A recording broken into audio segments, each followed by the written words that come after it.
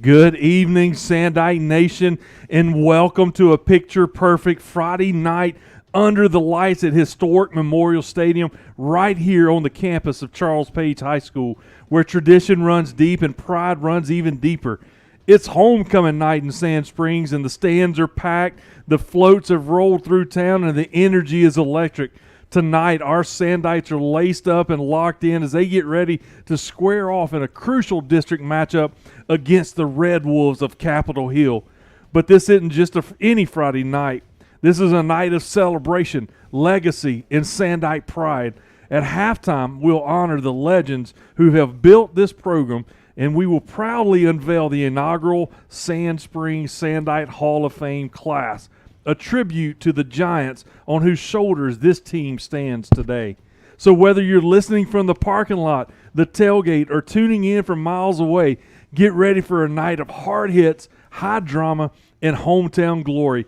The Sandites are ready to defend our turf against this homecoming crowd opponent that we're going to have something to cheer about. Kickoff is on its way. It's Sandites versus Red Wolves right here, right now, under the lights at Memorial Stadium. Don't go away. This is Sandite football. Good evening, everybody. My name is Will Holder, along with the legend Chris Kaiser and the rest of our broadcast crew. We want to welcome you to the historic Memorial Stadium, where we are indeed celebrating homecoming tonight.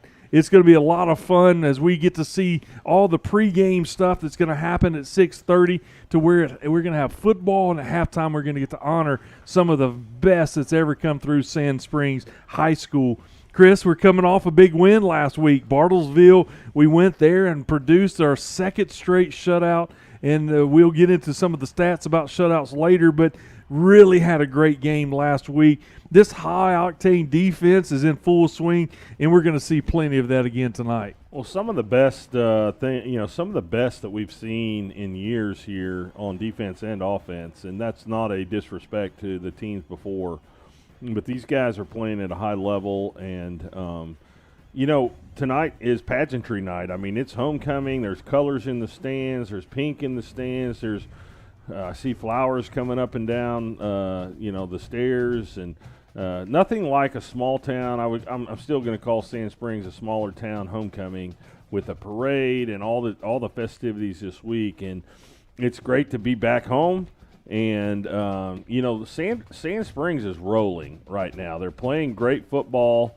Faced two huge 6A1 giants to start the season, and then they got on pace after that. And I expect the same thing here tonight. And I think we're going to see some big numbers. I think we're going to see some big plays, and just excited for homecoming. It's a lot of fun, Chris. As you mentioned, it's October, breast cancer awareness, and there's pink everywhere. And I know that my kid came home today and said it's pink out tonight, so I bet you we're going to see a lot of pink in the stadium tonight. It's a lot of fun to see that. We do take on our next district foe, the Capitol Hill Red Wolves, coming down from the capital city area down at Oklahoma City.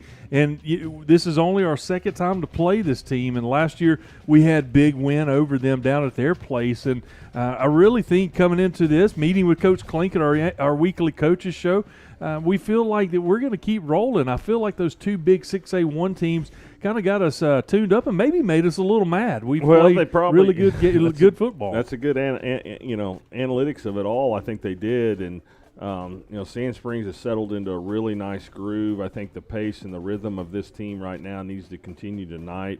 And talking to Bobby, just like you said, that's their expectations. They're going to work on some things. I know he has a short list of things that he wants to see improvement on, and no doubt tonight there'll be some wrinkles that we see, but also just some hardcore football. We just want to see it. We want to see the hard nose.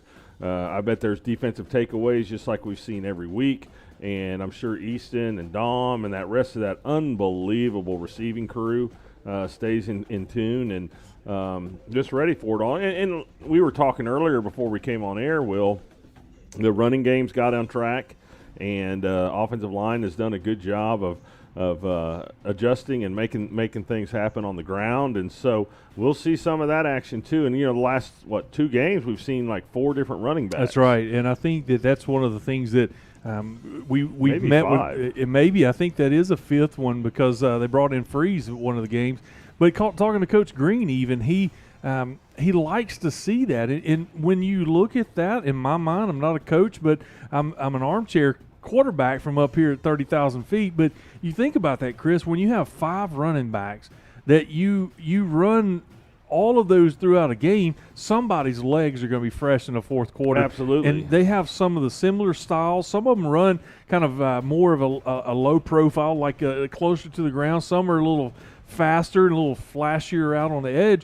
But you never know what you're going to have. And when you get deep in fourth quarter, even overtime games, that's going to come into big play. Absolutely. And I think one of the things I sense with Carson Green is he likes to spread the ball around. I think he was pretty proud last week of getting the ball in the receiver's hand, 6 receivers' hands. Yeah. And he and I were joking back and forth. It was by text, but I understood what he was saying. One of my favorite coaches of all times is the late Mike Leach. Uh-huh. And Leach, man, he had this little unknown or little known feeling that he wanted to get the ball to every kid that was playing for him. He wanted to spread that around. What he was trying to do was Coach Leach was trying to give these guys opportunities that they deserve, because everybody's out here every day practicing. They're putting in the work, and that's Carson and I were just kind of sharing that, and it was like, yeah, man, you're giving some of these kids that Dom's getting a lot of touches, and KJ and some other kids are getting touches, but anyway, it's good to spread the wealth. It is, no doubt, and it's going to be a lot of fun to watch that continue tonight. The Red Wolves do come in tonight, Chris, with an 0-4 record. They haven't gotten into the win column yet. They lost last week at Sapulpa, and so they are still looking for their first win of the season. Our Sandites come in with a 2-2 record. Obviously, we've mentioned the 2 6A1s early on, but we've turned it around, and we've gotten our first 2 district wins, one district win last week, and we played Bishop Kelly a couple weeks ago and have come off with a couple big wins. So we're riding a win streak coming into tonight, and I don't feel like that we're going to have any trouble to continue that.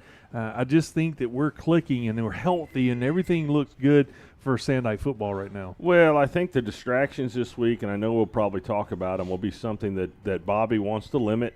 But, hey, get on pace, stay on level, get going fast like he's wanted to the last few weeks, and just do your Sand Spring things, your Sandite things. And the expectations are probably pretty high coming into tonight's ball game. Yeah. So – No, don't stub your toe. Don't stumble around. Let's play clean football. The one thing that we haven't talked a lot about, but the numbers of penalties will.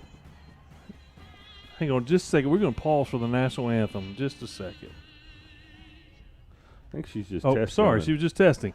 All right. We're way early. Well, that's what I thought. I'm like, man, we are really early. You got me. I apologize for I'm you guys ready at to home. stand up and salute real quick here. I'm sorry, Chris. I broke your train of conversation there. What I was going to say, I'm still focused enough to say that the penalties that Sand Springs has had is, I think it's at an all-time Bobby Klink low. Yes. And we had 4 2 weeks ago, 5 last week, and I like that. No stupid mistakes, and let's keep on pace that way as well. So turn it back over to you. Yeah, and we talked a little bit at our show this week that those penalties are one of the things that Coach Klink is proud of, that we have kind of played clean games over the last couple of weeks. And, again, I think the discipline and the culture has made it to where we're going to get better and better than that. Tonight, we look at it.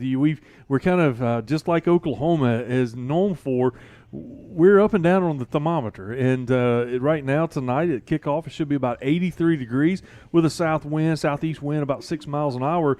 And you really, when you talk about it, Coach Klink is like, weather's not a factor for us because we train in it all summer. And in my opinion, I think that's part of what we've got going for us, that we train when it's 110 in July so that when it's 85 in October that we're ready for it. And it keeps us on the healthy side of the ball. Well, you still would like to see the weather break a little bit. Man, we had that really early break like the second week of the season, and then it's got back up. I follow a friend of mine, Alan Crone with Channel 6, and Alan shared this week the expectations for October are, above normal highs. Yeah. And it's like, man, I'm ready for fall, man. Bring on the leaf changes and the cooler weather. But tonight, definitely in the 80s, and won't be conducive to the linemen.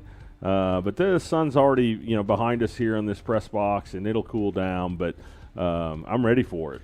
No doubt. I'm a cold weather man. My body type likes the cold weather versus the 110. I do too. So it's coming. It's coming. We got another week or so to do that. Chris, we will pause whenever it comes time for our homecoming festivities. We got a lot of guys and gals that's ready to participate in that. That should be right at 6:30.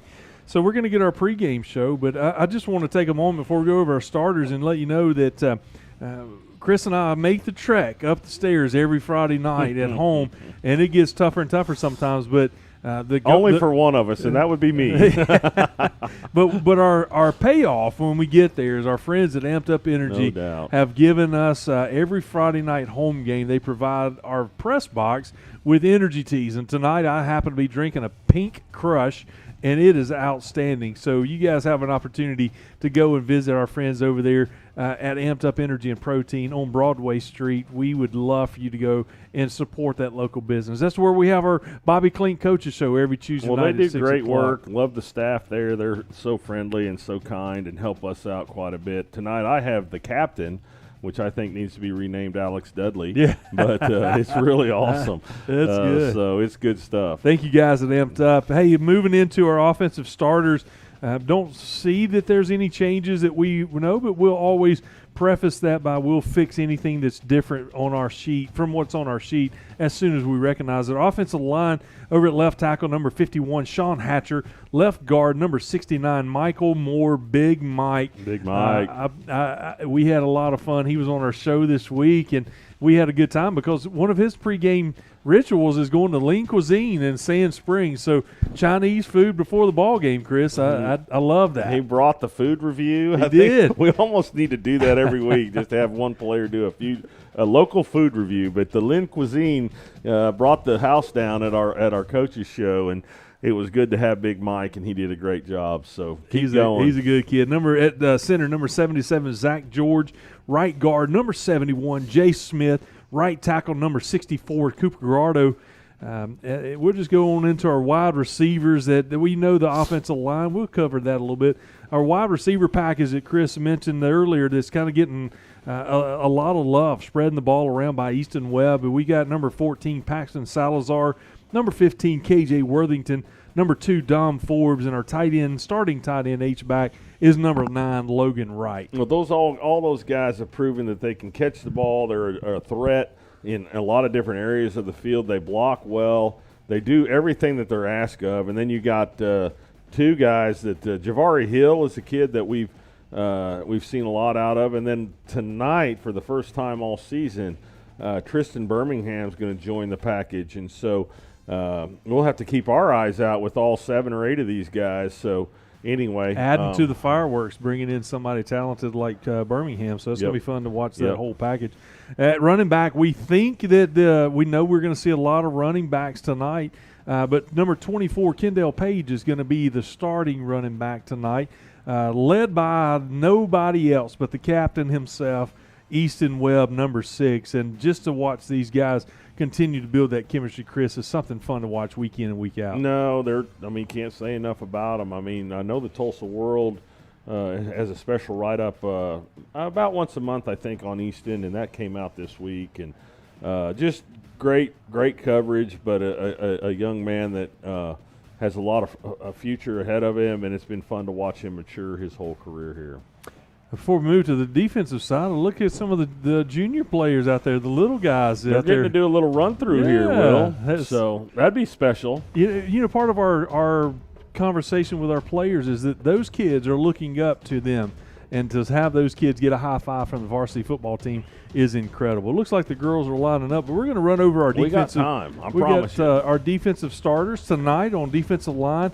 Number 5, Grady Harris over at defensive end. Nose guard, Big Wayland, 20-piece Jeffers. Defensive tackle, number 48, Brighton Davidson, and number 66, Aiden Ryan will swap in and out. And then over at the other defensive end, number 53, Devin McCulloch.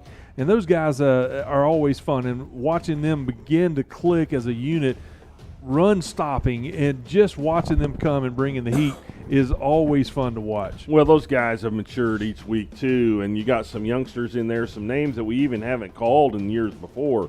But these guys have done well. I've been real. This is probably, I would say, this is my most impressive group. Is that defensive line group, and they've just done a really good job of staying assignment sound.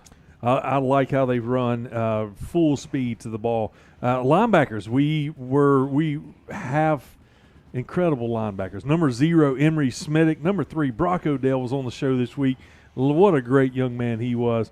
And so it's a lot of fun to watch him hit. He loves the big hits. Yep. Number 4, Joe Farmer. Go on to our backfield on the defensive side. Number 21, Junior Ballard. Number 10, Trey Pope. Free safety, the captain himself. Number 1, Alex Dudley. And strong safety, number 17, Caden Pope. Well, you better keep your eyes up at that back end there, just in regards to two reasons. They're going to sneak up, and they're going to come on a blitz. We've seen that every game. And they're also going to find a way to take the ball away from you. And so, anyway, man, they're a great – God, they're another great assignment sound team and unit. Yep. And excited to watch those guys play. So it looks like we're getting ready for the homecoming court.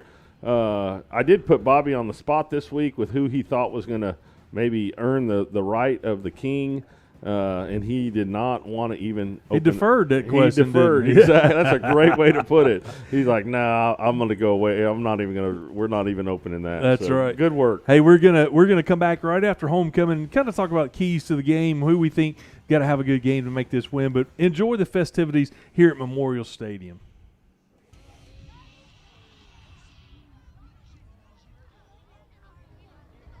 Good evening and welcome to Sandy Homecoming 2025.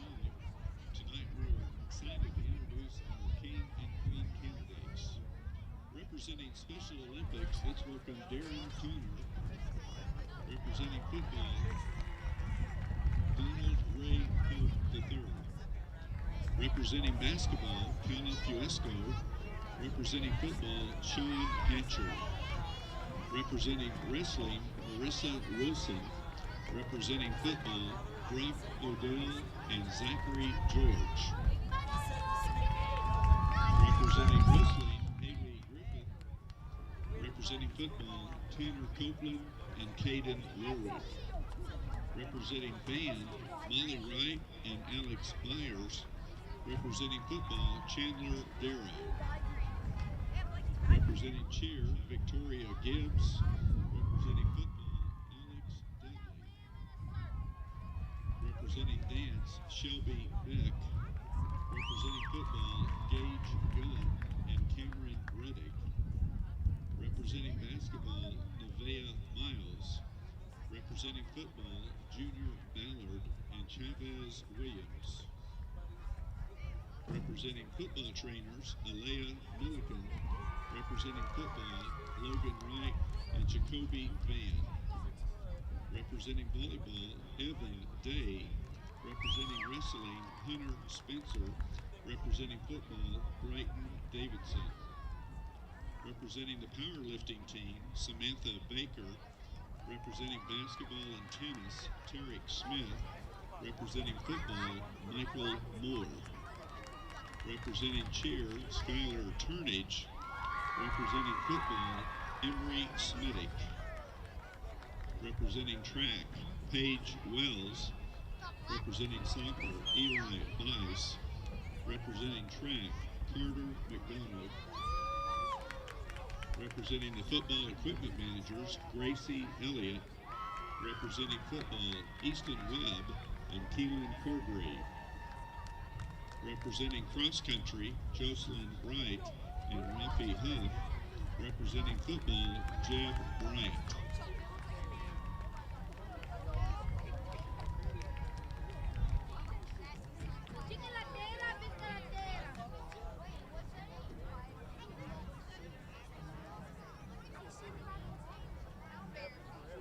Representing cross country, Jocelyn Wright and Rafi Huff. Representing football, Jeb Bryant. Representing softball and wrestling, Karis Upton. Representing baseball, Johnson Wadley. Representing football, Cameron Foster.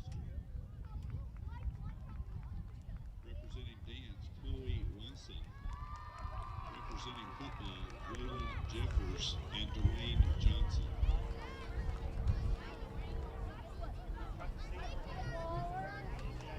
Representing soccer, Sophia Hart. Representing golf, Connor Roulet. Representing football, Ryan Metz. Representing band, Taryn Wright. Representing football, Alex Lehmeyer and Cooper Bernardo.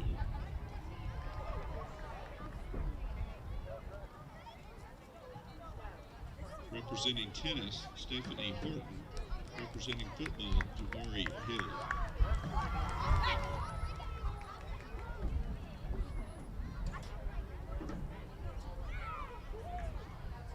And let's meet our little royalty. Let's welcome our little princess, Charlotte Borovitz. Charlotte is the daughter of Parker and Madison Borovitz. She's 4 years old and she attends Sand Springs Early Childhood Education Center. When Charlotte grows up, Charlotte wants to be a doctor and a teacher. Miss Charlotte Borovitz. Our first little prince is Colt Gunn. Colt is the son of Rusty and Megan Gunn. He is 5 years old, attends Angus Valley Elementary. When Colt grows up, he wants to be an Army man. Mr. Colt Gunn. Our second little prince is Grayson Beck. Grayson is the son of Cody Quill, Cody Broom, and Kobe Beck. He is 5 years old and he attends Limestone Elementary. When Grayson grows up, he wants to be a policeman. Our second little prince, Mr. Grayson Beck. And it's our great privilege and great honor to recognize the 2025 All Sports Homecoming King and Queen, Rafi Huff representing cross country, and Taryn Wright representing the band.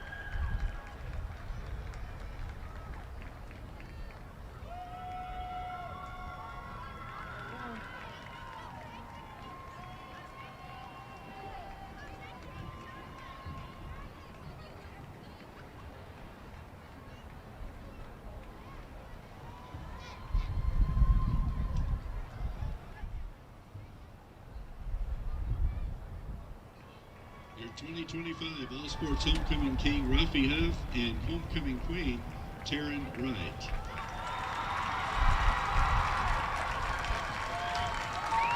Congratulations to all of the Queen candidates and their escorts this evening. We'd like everybody to get together there in the middle so we can get one big giant photo, if you could kind of move together there. The King and Queen will be sitting at the chairs located at the north end of the stadium.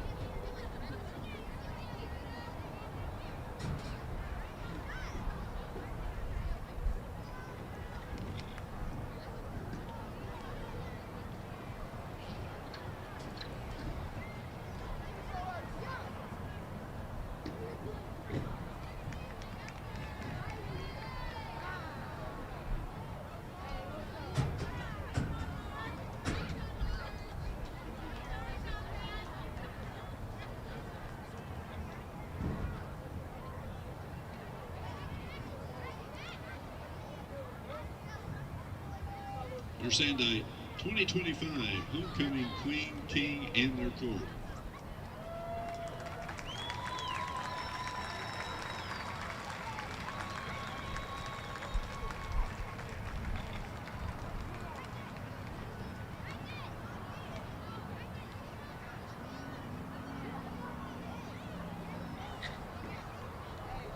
Again, the Homecoming Queen and Homecoming King will be located at the north end of the stadium on the home side if you need some additional pictures.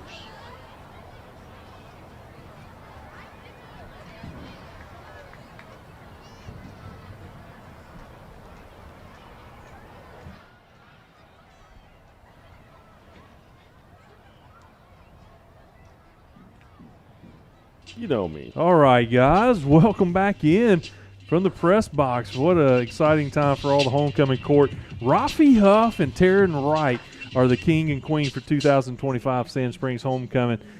Just a lot of fun to see the little ones out there and everybody, all the sports represented. First time we've done it like this in Sand Springs, which was this year, to kind of combine everything instead of having basketball and wrestling and all of the other sports.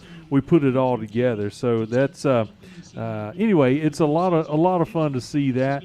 We're gonna finish up our pregame show. We're gonna get to the national anthem here in just a few minutes. I'm gonna kick off it very far away. So, Chris, let's just finish up. We talked about our defensive side of the ball. Let's jump back into some of the things that you and I've talked to Coach Klink. Man, we have a great time sitting around the table at our coaches show and just talking all things Sand football. But before we do, Chris, we made a comment last week. Coach Stevens was not feeling well, and so it is so good to see him on the sideline tonight. I see him right there at the 40-yard line coming into the tunnel. Yep. Just good to see Coach Stevens back on the sideline. Man, he is back, and the hype coach of all hype coach is back and got things worked out in the hospital, and back to Sand Springs football on the sidelines, and it'll be fun to watch him. I don't know if he'll be as animated as he has been, but no matter what, it's good to have him back. It's probably based on if his wife is in the stands or not, and she's probably giving him strict orders to don't be jumping around, not feeling very exactly. well. So, but that's all good, man. It's great to see him, and I wasn't sure, what the status was going to be, but good to see him back here. No doubt. All right, so we've got a ball game coming up. We've had our pregame festivities with homecoming. Don't want you guys to miss halftime. We're going to have our normal performances by our dance and cheer and our band. Just also want to just drive it home that tonight is a special night at homecoming 2025. Halftime, we're going to induct our inaugural class of Sand Springs Sandite Hall of Fame, and it's just Matt Barnett's been working on videos and pictures that's been turned in to make it for those inductees. Chris, I got excited the other day. I found a 1966 championship game video on YouTube, and what a fun time it was to watch some of those guys play back in the day. Well, there's only one guy. I know Arlie Christmas is the one guy that I know that was associated with the team, but he is the character of all characters in himself. So I have talked to 2 or 3 other guys that were on that team, but I don't remember their names, so forgive me. But I was down on the sidelines a couple weeks ago after the game and got to meet a few of them, and excited for them. They're excited. I know that. They shared with me how honored they were and how good it would be good to be back here in that with that opportunity, I guess is what I was going to say. So, but yeah, and then you got Coach Jay Fleshman. Yeah. Arguably one of the best athletes to come out, two-way athletes to come out of Sand Springs, who's going to be honored tonight, and a few others. So, and we'll keep track of that and let you guys know as we go. And but that's cool. It's always I think this because I know another high school, Jinx High School, is trying to start their Hall of Fame. If you haven't started it by now, it's always hard to get that first inaugural class off the ground, and then it kind of gains some traction, and it gets a little bit easier and a little bit better because you start formulating the policy or the criteria, I guess is the word I'm looking for. And, but I think, it's gone really, really well. Rod and his staff has done a great job here of getting that off the ground, and it'll honor some of the legacy players, men and women here, that like you said early in the opening, that we're standing on their shoulders now, that built this program and this community and this city from ground up. So excited for Sand Springs and the move they're making with the Hall of Fame. Yesterday was our homecoming parade, and those guys and girls on that Hall of Fame class rode the city trolley, and it was just cool to see them being honored super in cool. that way. So I missed fun. that. I wish I would have saw that. That's really, really cool. My wife and I were sitting on the side of the parade route, and this is probably the first time since we've moved to Sand Springs 6 years ago that we weren't concerned about candy pickup, and they were candy. It was candy everywhere. But our daughter's in 9th grade in the band, so we just enjoyed the parade, just sitting there, the two of us. So it was a lot of fun to see all the floats. And Sand Springs, they show up, man. The community is here from start to finish, and it was just fun to see everybody recognizing nephews and grandkids and people driving. Joe Shepard was driving his Corvette yesterday, and we just get to hang out and see them on the side of the parade route. Sand Springs does it right, Chris, and I know that this isn't my hometown, but it is my hometown now. This is not my first hometown, but, man, Sand Springs is a great place to raise a family, and we love every moment of it. So homecoming has kicked off yesterday. Stuff going on all week, but it's been a lot of fun to see that homecoming parade, now the game. And tomorrow night, those inductees are going to have a banquet and be officially inducted into the Hall of Fame and be honored in that way. So it's going to be good to see that going up tomorrow night as well. That's great. Chris, we got a ball game coming up. Sand Springs, we have only played these guys twice. Once. This is our second time. We had a big win last year. When you think about the Red Wolves, you think about the game. We don't know a lot about them because we don't have them every year. It's only 2 years in a row that we've played them there in our district. But yet, when we talk to Coach Klink, some of the stuff is that he wants to do more of the same that we've done the last 2 weeks, that we built off on the last 4 weeks. Hard to believe we're week 5 already. 6, for us. I think, or is it 5? It's our 5th game, had Bixby and Owasso, Bishop Kelly and Bartlesville. And so, in your opinion, what do you think that you're going to look for the Sandites to continue to do what we've been doing for the last 4 weeks, but continue to do it and come away with a win? Well, remain two-dimensional. I think you get the ball going on the ground first, and then of course Easton's he's gonna light it up again with the passing game, I expect, and then just be stubborn on defense. I think would be the best way I could put it. Is I think that Capitol Hill, what I know, is going to try to run the ball. They've got a little option game and a little power run game to the edges, and you're just going to have to be edge sound. And I may be surprised if they try to throw the ball very much, but you're going to have to stop the run on defense for sure. So those are the things that I would see. I'd say right off the bat, get the run game established. We know Easton's going to throw the ball around the yard. And then, be stingy on defense. I look at it as we bring the players in.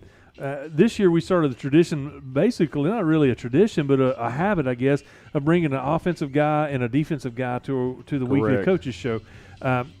What I love about it is we get to ask them questions and get to know them and get to know what they feel like their team feels about them. It's one of the great things that you talk to them about is what are your teammates saying about you, and yet I get to do some of the quirky stuff, and I like to ask them some of their traditions. But with Brock Odell, Chris, we've seen him for his whole career and just be transferred from one position to the next, and he's just played very well.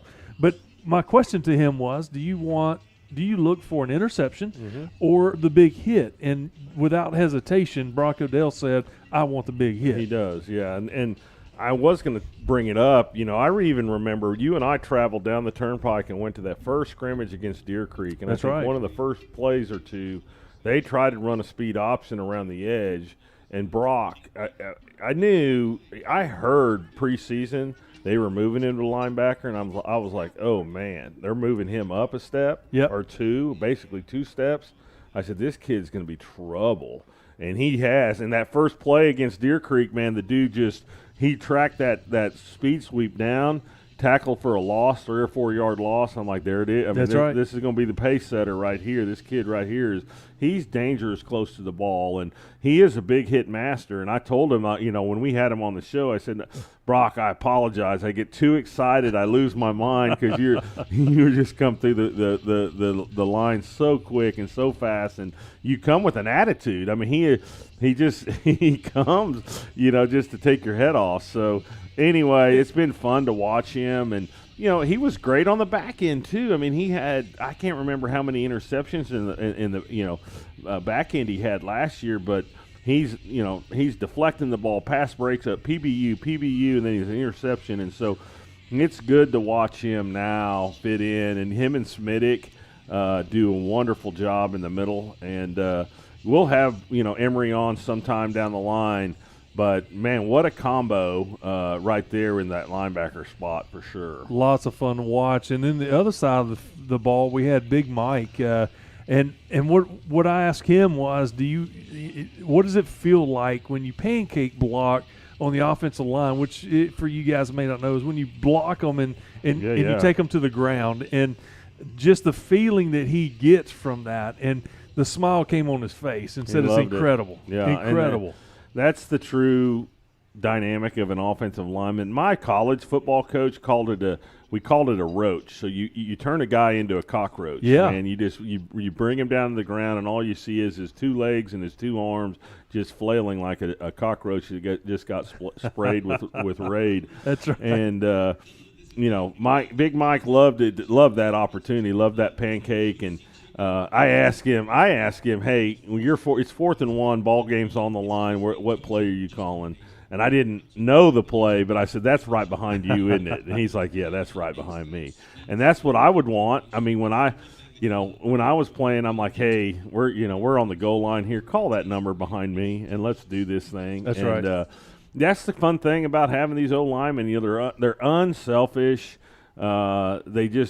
They play for somebody else to get the credit, and Big Mike is an epitome of that. We had Zach on a couple of weeks ago, and I'm sure we'll have Hatch on and a couple other dudes, Cooper on, and those guys. I mean, I could have them all on, and I would love it. Oh, man, I love the O-linemen. I mean, they're guys after my own heart. So we're going to take a break here in just a moment, but we want to just invite you to the Bobby Klink Coaches Show, 6 o'clock. Every Tuesday night at Amped Up Energy and Protein on Broadway Street right here downtown Sand Springs. So make a point to come to that.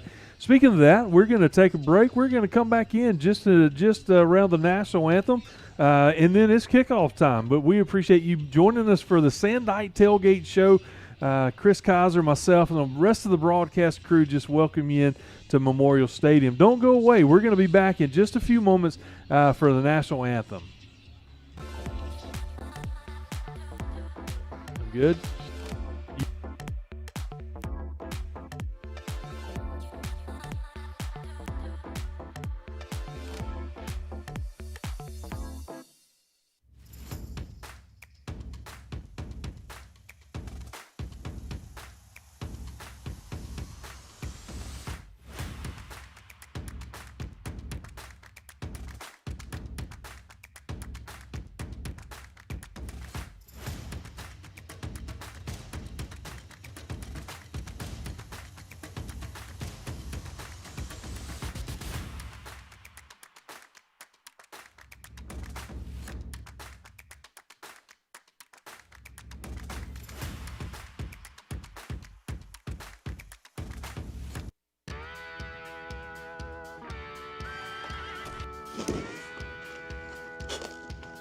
Tired of life kicking you in the teeth? Come join us this Sunday at Church That Matters at 9 a.m. or 10:45 a.m.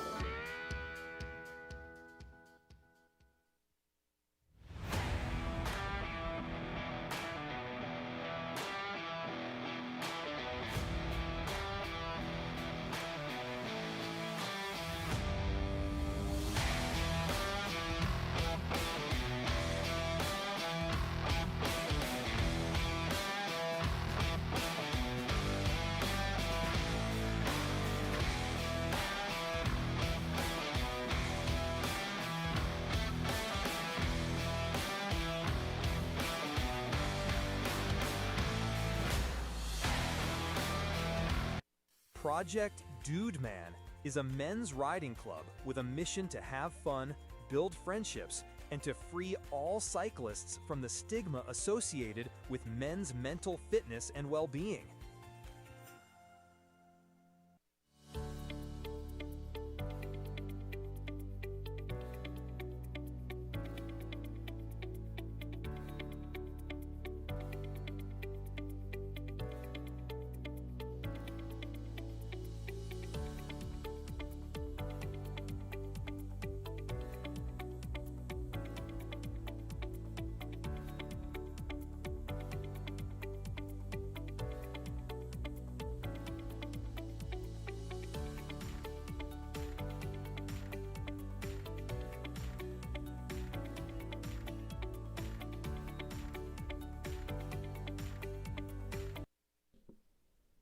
No insurance?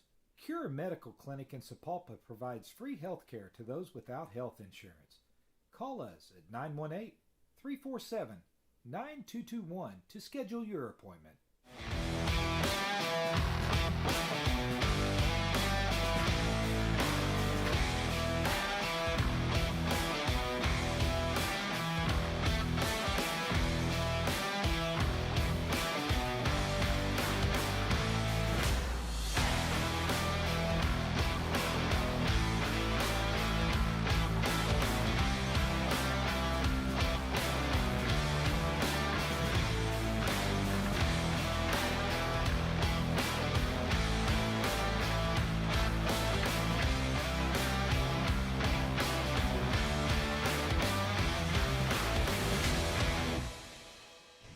Welcome back to Memorial Stadium, Chris. Here we are. The national anthem is just about to happen, and the captains are lining up for coin toss.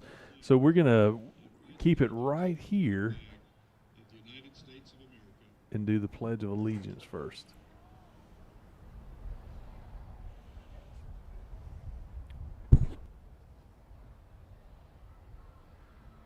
Thank you. And now joining us to sing the national anthem, Emma Lynn Tucker.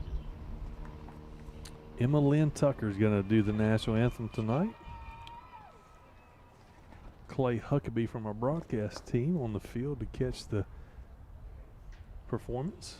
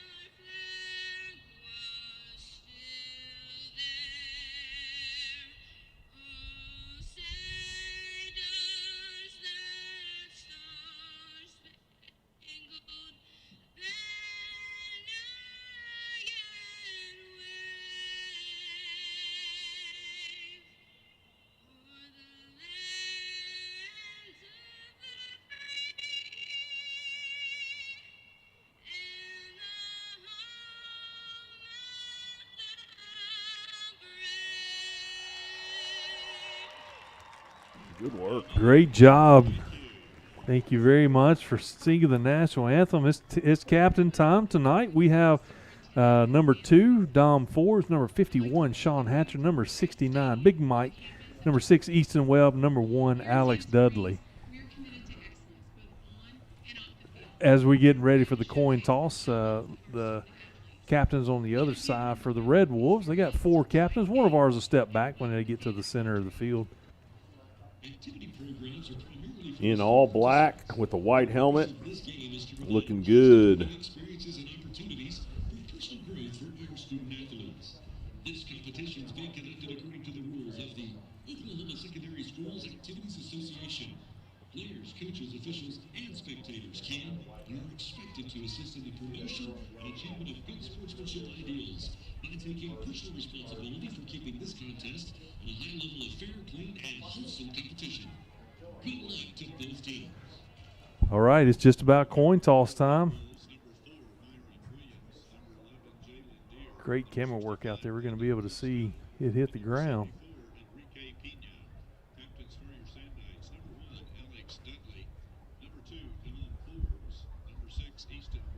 Chris, you think if we win it, we're going to defer as we have the last couple of weeks? I do. Bobby said on the coaches show it's not that big of a deal, which it probably isn't. But we've won it the last 2 weeks and went on to a dominant first half. There's the flip. Looks like Capitol Hill's going to get the nod. Looks like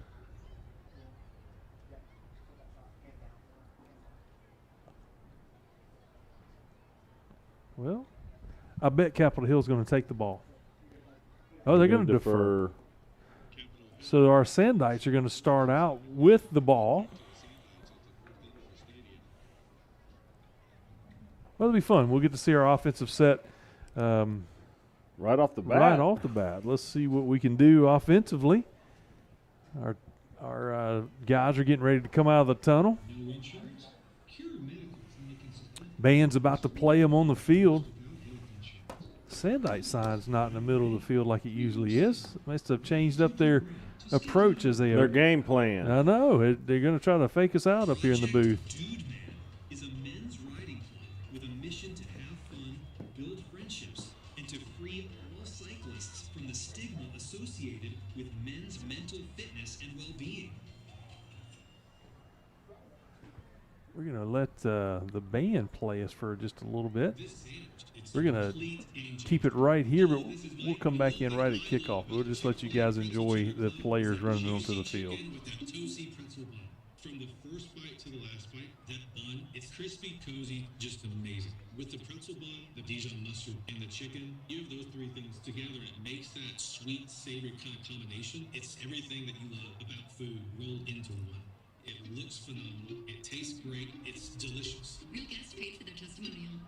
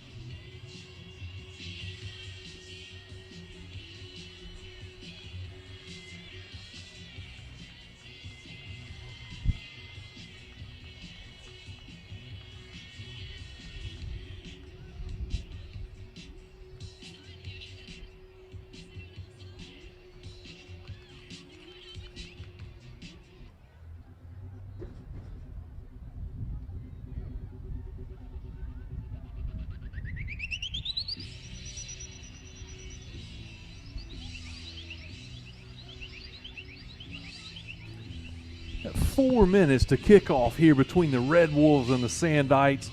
Looking at some of the things coming up, this will be a great opportunity for us to thank some of our sponsors that always take good care of our Sandite athletics. Amped Up Energy and Protein is always looking for opportunities to give back to the Sandites. Hill Spring Church, Project Dude Man, Cura Medical, and Church That Matters. These are some of our sponsors. Obviously, we have others that take good care of our Sandites, but I think about every Thursday night the football team eats somewhere, and usually that's one of our local churches, and we thank you guys for always pouring into. I saw last night that the kids had pizza from, I believe it was Simple Simons that provided pizza for the boys last night for the homecoming parade. I know the varsity club has food over there tonight. I see some of the Hall of Fame folks in there watching the game, watching the festivities from the varsity club. Check out the Sandite athletics social media. You can get a ticket for that same varsity club and go and enjoy dinner and kind of watch the game from up there. Just go eat and then come to the stands. It's a great opportunity for you to be able to take your family up there and just have a good time watching some football, especially when it gets cold or if it's raining. Get in there to the varsity club. But check out the social medias. They'll have plenty of stuff. Chris, we'll go over this a little bit, but we've got a few activities going around the Sandite School District. Tomorrow, our famous band is going to make a trip to Kansas State University to have their second competition of the season. Yep. Leaving early tomorrow, going to perform tomorrow afternoon, so they're excited about that. Who does Kansas State play? I'm not sure. They must be on the road tomorrow. They might be. I would imagine it's going to be probably an all-day competition. Our cross-country boys and girls going to have a race tomorrow. I think I saw on the big board that it's in Arkansas. Maybe that's where they're running. I see on the school calendar it said versus Chili Pepper, and I don't know if that's a school or if that's a competition. It's just what was listed on the Sandite Public School calendar. So I'm betting that's a competition, but I could be wrong. Yeah, I've never heard of a Chili Pepper school, but hey, it's all good. There's a lot of things I hadn't heard of. And then coming up on October the 6th, our softball is going to take on their next opponent, which is going to travel to Grove. So it's a lot of fun to see this. But anytime you get out to a ballpark or a stadium, come and support our Sandites. Yep. Special place, Sand Springs, and it's because of the fan base and the families, and you guys do such a great job with the community here, and it's really, really special. We're going to pause and let you guys enjoy the guys running onto the field. You find out life's this game of inches. So is football. They're in every break of the game, every minute, every second. We fight for that inch. Because we know when we add up all those inches, that's gonna make the difference between winning and losing. Something's coming. Something's coming. Let the games begin. I was born for this. Someday one I wanted it. We come too far to quit. Ain't no stopping it. I was born for this. Someday one I wanted it. We come too far to quit. Ain't no stopping it. Ain't no stopping it. Ain't no stopping it. Ain't no stopping it. Let the game. Here come our Sandites. Led by the captain, Alex Dudley. You don't ever have to wonder if Alex Dudley's ready to play. He's always ready to go. Motor running from the start. See big Sean Merrill, Jeb's out there running out of the tunnel. Dwayne Johnson is our kicker. Copeland, number 47, joining the huddle at the midfield. Chavez Williams got pink tape around his shoes, Chris. We're going to have to figure out which one's which now. They got a lot of pink tape around their ankles. I know it's not going to help us much tonight, but we'll be all right. I can see these numbers a little bit better. That's right. Big, bright gold numbers. Unlike those Armed Forces numbers. Also got some bad news, Chris. I don't think Javari Hill's got his yellow shoes on tonight. Oh, wait. Well, he probably I'll tell does. you, he's got pink tape over That's it. what I'm saying. There he is, right down there. You just see a little pink circle blur. That's right. When he's running. So. But, you know, Sand Springs is going to take the ball first. So let's talk through what we've seen. We've seen a flea flicker. We've seen a double pass. Now, I don't know if we'll see that tonight. I don't know. I don't want to second guess or try to out scheme Coach Green. Well, all I can probably say is we will probably see something that we have not seen so far. I agree with that. I think that talking to Coach Green, he likes to kind of mix it up. And with that, those double passes and flea flickers and reverse, whatever it is, I think we're going to see something that we haven't seen so far. No, I agree with that. I think you're right. And so Sand Springs will take the ball first, and Capitol Hill's going to come out here for the kickoff. It'll be interesting to see what kind of leg this young man from Oklahoma City has, and got two dangerous guys on the back end with Dudley and Dom Forbes. Second level, you got Caden Pope and Javari Hill. They're going to be something to watch, too, if it goes a little bit short. Yep. I mean, every one of these guys on this kickoff team or return team are pretty dangerous. So Capitol Hill's wearing their white uniforms with white helmets. Sand Springs has got our black and gold numbers with our white helmets. They're expecting a short kick. They're bringing some of their guys up. I see Brock Odell. He's got one of his sleeves on his leg, so we'll watch him out there.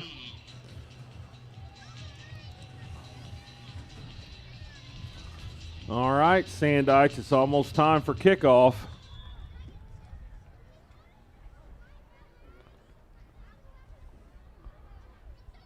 Dudley. All right, Alex Dudley. Here comes the captain. He's got a gap. He's going to make that first. He's going to cut it all the way across the field. He's going to have a lot of room here. 50, 40, 30, 20, 10. Alex Dudley for the Sandite touchdown. No flags. Well, we knew that you just called it. There's the two dangerous guys on the backside of that return team.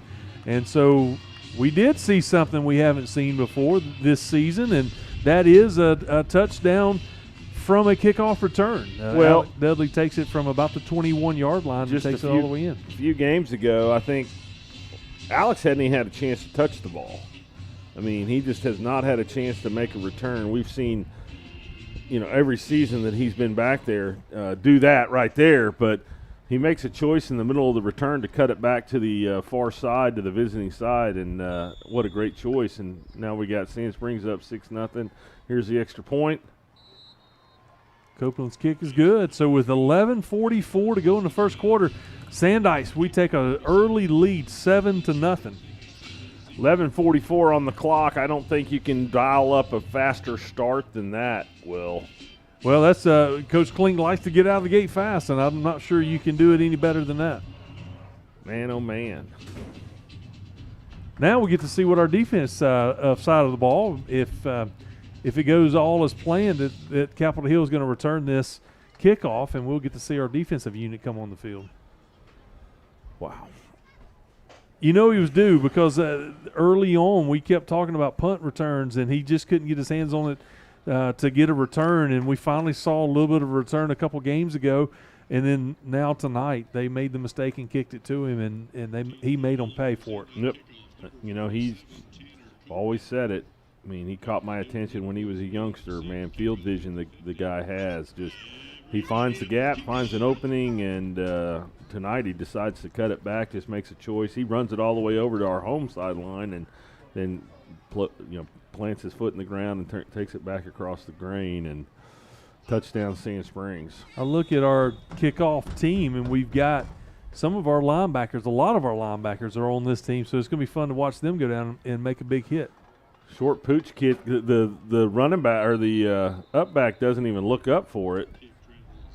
That's dangerous. Yeah. If that stays in bounds, that's another Sand Springs recovery. He just watched it bounce. It goes out of bounds. It's going to be a penalty.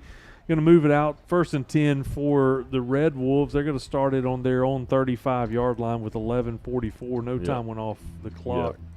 Now, that's a mistake that I'm sure that Bobby, regardless of who you're playing, you don't want that to happen. That's right. So, and you look at it, we've been pooch kicking for the first 3 or 4 games, some more regular than others, and I think they just expected somebody to catch it, and the Red Wolves let it bounce out of well, bounds. you saw he wasn't the up back there wasn't even looking at it, so he wasn't prepared for anything like that, and that could have been really dangerous on Capitol Hill's behalf. Aiden Ryan gets the start at defensive tackle and not Davidson tonight. Grady Harris down here on the back end. Looks like the play is going to come this way. No, it goes opposite up the middle. Devin McCulloch leads the tackle, followed by Brock Odell. So they're going to get about 4 yards right there. They are. It's going to be 2nd down and 6 for the Red Wolves. And you mentioned they like to run the ball. Offensive lineman needs to get back behind the line of scrimmage. That's there we right. go. Just kind of get a head start. They kind of have their H-back, full-back position in the backfield. So here comes another handoff up the middle. We're going to have to stop that. Smithick leads the charge. Another 2 or 3 yard gain. Big hit by Smithick. He does bring him down, but he picks up a couple yards. It'll be 3rd down and about 3 for the Red Wolves. They mark the ball at the 42-yard line on their side of the field. Clock's running, 11 minutes to go in the first quarter. So Capitol Hill comes out and has challenged the middle of the Sandra Springs defense here. 3rd and 3. Uh-oh. Oh, and we jump off sides. Once again. A couple of those guys that don't have as much miles under the belt just couldn't Aiden wait. Ryan. He's had a few of those penalties this He year. has. So here we go. There's the first flag against the Sandites. The first series. It's not going to make Bobby happy. He'll probably have a word or two for the defensive unit after that one. 1st down and 10 for the Red Wolves. The ball's marked at the 47-yard line. Clock is running, 10:40 to go in the first quarter. Fullback for Capitol Hill's got some size on him.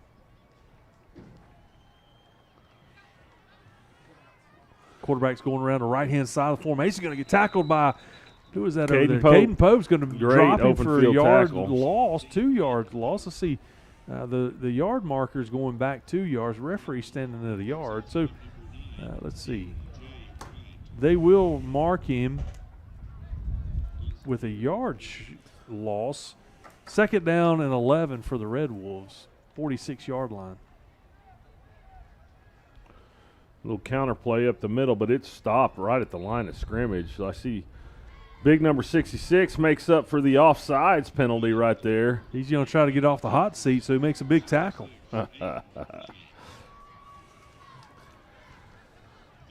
Good work, Aiden. 3rd Now down it's and 3rd 10. and long, 3rd and 10. 9:25 to go in the first quarter. Big time to hold them right here. Going to try a jet sweep across the field. He's going to get bottled up, and he's going to be met there by 20-piece Waylon Jeffers and a host of Sand Springs Sandites. See Grady Harris over on the side. He did get back to the line of scrimmage, so it's going to bring up 4th down and 10 for the Red Wolves. Looks like their punting unit's coming on to punt it back to the dangerous returner, Alex Dudley. Could he make it 2 in a row? How about that? That'd be a fun stat to look up.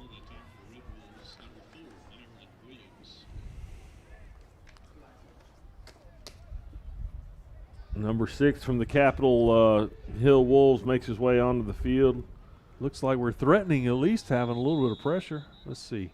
He's like, get up to the line of scrimmage. Somebody calls a timeout. Capitol Hill took a timeout. We're going to step away, too. We'll be back. This broadcast break brought to you by Amped Up Energy and Protein. We'll be right back from Memorial Stadium.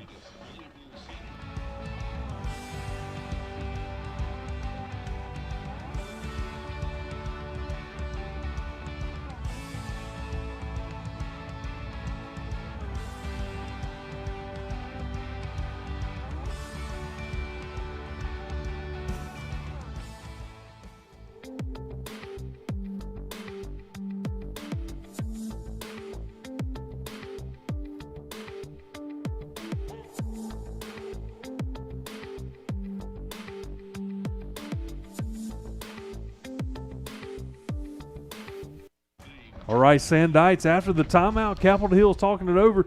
4th down and 10. Punt unit stays on the field. Alex Dudley back to the 21-yard line to receive the punt. Short snap.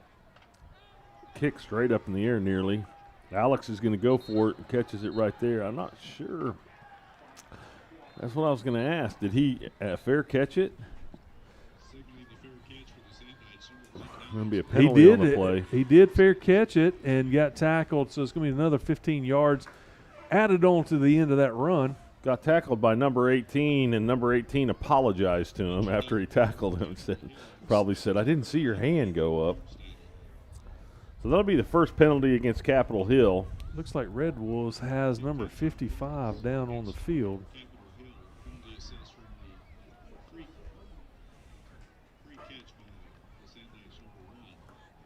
So after the penalties marked off,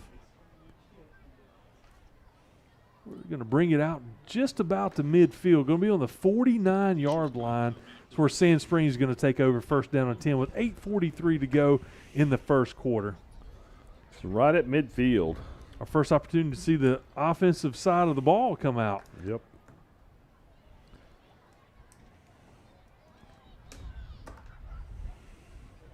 Number 55 is gingerly getting up, walking off under his own power. That's always good to see. All right. So here comes that Sand Springs offense. After the injury timeout, they're going to take the ball up midfield. Led by big Zach George in the middle. Spread it out, 3 wide outs. Is that Chavez? No, that's Chavez starting tonight. So he'll get the start tonight. Looks like both linebackers are going to come. Here we go. We're going up top right off the bat. The Dom Forbes wide open. He has to wait on the pass. Don't think he's going to get in the end zone. Maybe he does. They call it a touchdown. Sandice come out firing play action pass. Fake the jet sweep. Going to do a reverse, and Easton just finds his favorite target down there and kind of threw it a little short, like you said. Dom came back, made the catch, and got himself into the end zone. Fun fact, Chris, I was going to mention this a little bit later, but our friend Scott Emize provided us some stats tonight, and it says that Dom Forbes only needs 123 yards to set the career receiving record for Sand Springs. Well, there's a 51-yarder right there. He just cut it in half, didn't he? Yep. Tanner Copeland's kick is up. It's good. So with 8 minutes, 34 seconds to go in the first quarter, we've got 14-0 lead for the Sandice. Instant replay on the big board shows exactly how Dom Forbes got behind 2 defenders and got into the end zone to extend the lead to 14-0. Chris, one of those things we never know what Coach Green's going to call. No, that Great play action pass. Play action pass, a lot of diversion in the backfield, and Dom Ford finds a way to get back behind the safeties. And Easton did leave it underneath a little bit. Still going to be a long completion, but Dom does a great job of finding his way, diving heroically into the end zone there at the end. So huge play for Sand Springs. They go up 14-0 early with 8:34 left in the first quarter. So that's pretty good stats. We've got 14 points to have one offensive play. One offensive play, one kickoff return. You said there's 51 yards on that pass, right? Correct. Yeah, that's good. That's good. Good stat right there. Tanner Copeland's got it teed up in the middle of the field. Going to kick it deep this time, right down the middle. Red Wolves are going to drop. He fumbles it. Bounces off his chest. He picks it up, and he gets tackled immediately. They're going to mark his by number 22. No, his forward progress is going to be marked out to the 3-yard line. But what a coverage on that kickoff team. And you said number 22 got the tackle. Yep. Keelan Corbry is the man that goes down there and gets the tackle to make sure he doesn't get out of the what was going to be – it could have been dangerous. He was just a few steps away from recovering that kickoff, but he gets it out to the 3-yard line. That's where the Red Wolves are going to take over first down and 10 with 8:28 to go in the first quarter. First down and 10 for the Red Wolves. Keelan had a touchdown last week and then has a great play right there on the kickoff coverage. So Capitol Hill backed up in their own end zone here with 8:28 left, and here's a flag on the play. It's going to be halfway half the distance to the goal. Thank you. It's going to be What is that called? It looks like an illegal substitution. Illegal. Maybe have 12 people in the field because I see a receiver going off of the penalty off the field. So I think they had one too many on the field. So it'll be the second penalty for Capitol Hill tonight. Yard and a He's gonna half. take him back a yard and a half. What is it on the? He dropped the snap. We got a safe. Let's see. We got a flag in the end zone. False start. False start before the snap. It was a bad snap, and our guys got in there and tackled him in the end zone, but they're going to say the penalty was prior to the snap. Backing it up even further, another half the distance to the goal, going to be on the about the foot-yard line right there. Was that Brock Odell? Or? It looked like Emery Smith. Somebody came right up the middle. I saw the flag go down and didn't catch the number, but it was one of those guys right in the middle. So I'm sure we're going to bring a little bit more pressure here. This is a chance for defense to put some points on the board. I'm going to try to run it up the middle. They get a yard or two. Get a little breathing room. Going to bring up second down and 11. They're going to get it back out real close to the 3-yard line. They may give it to the original line of scrimmage. Yep. Second down and 10 for the Red Wolves. Mark on the 3-yard line. They're just trying to get some kind of breathing room so they're just got to get out of the end zone. Just sitting right there in the black paint.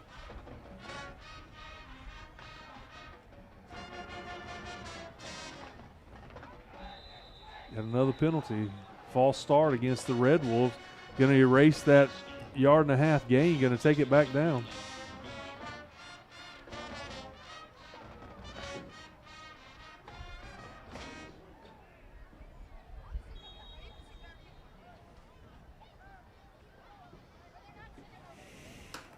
All right.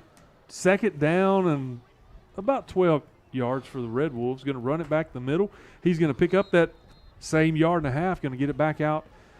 Maybe picked up a yard there, maybe out to the 4-yard line. Bring up third down and 9 for the Red Wolves. 3rd and 9, Capitol Hill has had 3 flags on this drive here in this possession. Clock's running, 7:20 to go in the first quarter. Red Wolves are still right against their own end zone. Sandice are trying to get a safety or get some points. How great would that be for our defensive unit? Well, that's what you're thinking here. So, again, up the middle, Waylon Jeffers just stopped him, just wrapped his arm around him from behind and got a yard gain. But it's going to be at 4th down and 8 for the Red Wolves. Looks like the punting unit's coming on.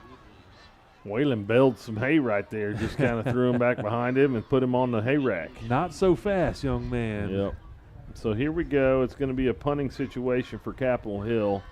Sandice's going to get great field position out of this. Alex Dudley's back on the 30, the Red Wolves 30, so it's going to be an opportunity for us to really start in really good field position. So you got Joe Farmer and Trey Pope out on the edge with their potential receivers, but Red Wolves timeout. Red Wolves called another timeout with 6:27 to go. Second timeout already with 6:27 in the first quarter. We'll keep it right here on this timeout, leading into the 4th down and 7 yard play. Looking up at the big video board, Chris. Chick-fil-A, game sponsor. There we go. Convenient catering.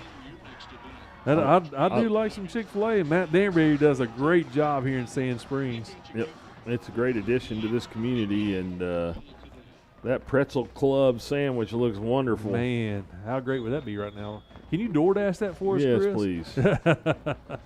So here we go, punting situation for Capitol Hill. Here's the snap. He gets it out of the end zone. Nice job, Great Capitol punt. Hill. Alex Dudley takes it now. He's gonna bring it back across. Going to get tackled at about the 17-yard line. He called it at the 35, took it back to the 16-yard 16-yard line. That's where they're going to mark him down. Great field position for our Sandites. 1st down and 10 from the Red Wolves 16-yard line. Well, he made a great return. He did, but I'm more impressed that Capitol Hill got the snap out of the back. The young man standing on the back of the end zone line and got it out, which is always what you're wanting. And but Alex Dudley, like you said, does a great job with the return here. So second offensive play at the 6:15 mark in the first quarter. Is that Grady Harrison there at fullback? Yes, it is. No, that's KJ. He's just playing in. And here we go. Chavez Williams going to run around the right side, fighting Still for that fighting. end He's zone. going to get pushed into the end zone here, probably a Sand Springs touchdown. Oh, they marked him short, Chris. After all that effort. Chavez was working hard to get that touchdown, but they're going to mark him on the 1 yard line. Second down in just a few inches. So 15-yard gain by Chavez. Let's see if we look at the Wildcat right here. Usually we bring that in some on the short side of the field. But it looks like Easton's going to stay in as quarterback. Chavez is going to be the running back still. Looking to the sideline. KJ and Dom down here on the near side. Javari and Salazar Paxton. up top. Is that Paxton? Uh-huh. I bet they give it back to Chavez here. Let him earn the touchdown. And here it is up the middle, touchdown. Almost untouched. He got a guy touching him on the ankles as he crossed the goal line, but that's going to bring another Sandite touchdown with 5 minutes, 28 seconds to go in the first quarter. Takes us out to 20-0 with a point after touchdown pending. Tanner Copeland's getting it teed up, Chris. That was just a great opportunity to show what we've got in the run game, and Chavez fought down, and they honored him with a touchdown run. Yep. Now, is Wiley his little brother? I'm almost positive that is the case. He's just trying to catch up. He is. That's the right. Little guy. That's right. Little Williams. Yeah, Little Williams got it. An instant replay up on the board. Going to just show how he almost went in untouched.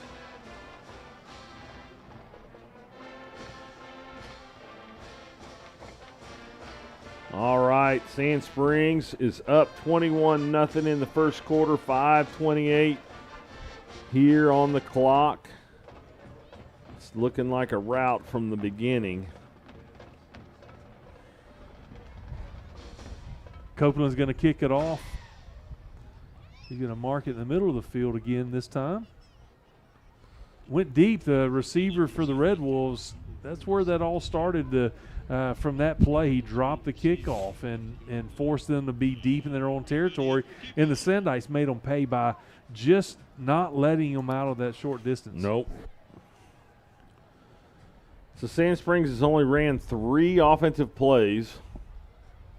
Scored twice, and then the kickoff return, big long kickoff return by Alex Dudley. So Copeland, here he is, boots it high into the left side. Capitol Hill receives it on about the 20. Joe Farmer was in on the tackle in the beginning, and I'm looking for this number. He's got a white T-shirt. Number, is that 18? 16. Looks like 16. That's Gavion Holmes. Gavion Holmes was in on that tackle as well. Second defensive possession. Check that third for us. We're going to defend it for the third time. Still got our starters in. Nobody's changed out. I bet they run them the whole half, Will. I would bet so. Keep them in shape. Yep. Oh, they're going to throw the ball here. He throws it up for grabs a little bit. Oh, man. Incomplete pass, but looked like he may have tripped and was throwing it as he was backing up and didn't have much zip on the ball, so it came up a little bit short. Receiver couldn't come up with a catch. Going to bring up second down and 10 for the Red Wolves. Ball's marked at the 22-yard line. Emery Sminnick thought it might be a catch and a fumble. Good job at least recognizing that I might be able to scoop and score here. Yep. So 2nd and 10 for the Capitol Hill Red Wolves. They're going to bring it across the formation, going to try to hand it up off the middle, and that big Wayland again. Let me see. I'm not sure. Yep, it is big Waylon Jeffers. Same kind of tackle he had last time. Yep. Just caught him from behind and just stopped him. He just couldn't go anywhere. Going to bring up 3rd down and 12 for the Red Wolves. So that was a tackle for a loss. Yes, he lost two yards on that play. Clock's running with 4:54 to go in the first quarter. Still up 21-0. Red Wolves holding them to another 3rd and long.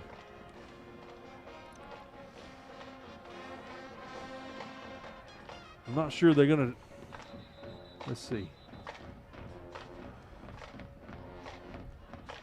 Referee is sending Agent Zero out of the game.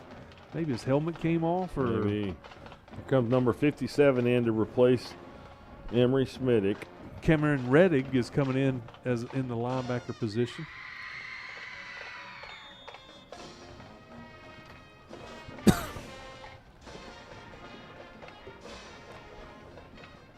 Oh, they tried to draw us off sides. We moved, but we didn't cross the neutral zone, so it's still good. 10 seconds to go on the play clock. They've got to hurry if they're going to get it off. Handoff up the middle. Fumble on the play. Looks like we get it. Brock Odell comes up with the fumble recovery. They do give it to the Sandites, so we force a turnover for the Red Wolves. We're right back where we want to be on their side of the field, deep into the red zone. It's going to be first down and 10 for the Sandites. They're going to mark the ball at the 18-yard line. With 3 minutes, 59 seconds to go in the first quarter, we've got an opportunity to put another touchdown on the board here early in the first quarter. First takeaway for the Sand Springs defense, which they've been doing all season long. Just a mistake by Capitol Hill, just missed the handoff, and the ball ends up on the ground, and Brock Odell, very football-wise play, and just lands on it, and here we go. Sand Springs is taking over on about the, 18? 18-yard line. Going to send K.J. Worthington back in there as a tailback. Chavez Williams playing the fullback. Man, nice little counter play. Was that Dom? Nope, that's KJ. Number 15's got the ball. So that's a little wrinkle. It is. They brought him in motion, put him as a tailback. Chavez playing the H-back, fullback position, led block. Dom's not in there at the moment. Javari Hill's in there, number 19, playing the slot. Just about a 4-yard gain. Maybe 3. Second down and 7 for the Sandites.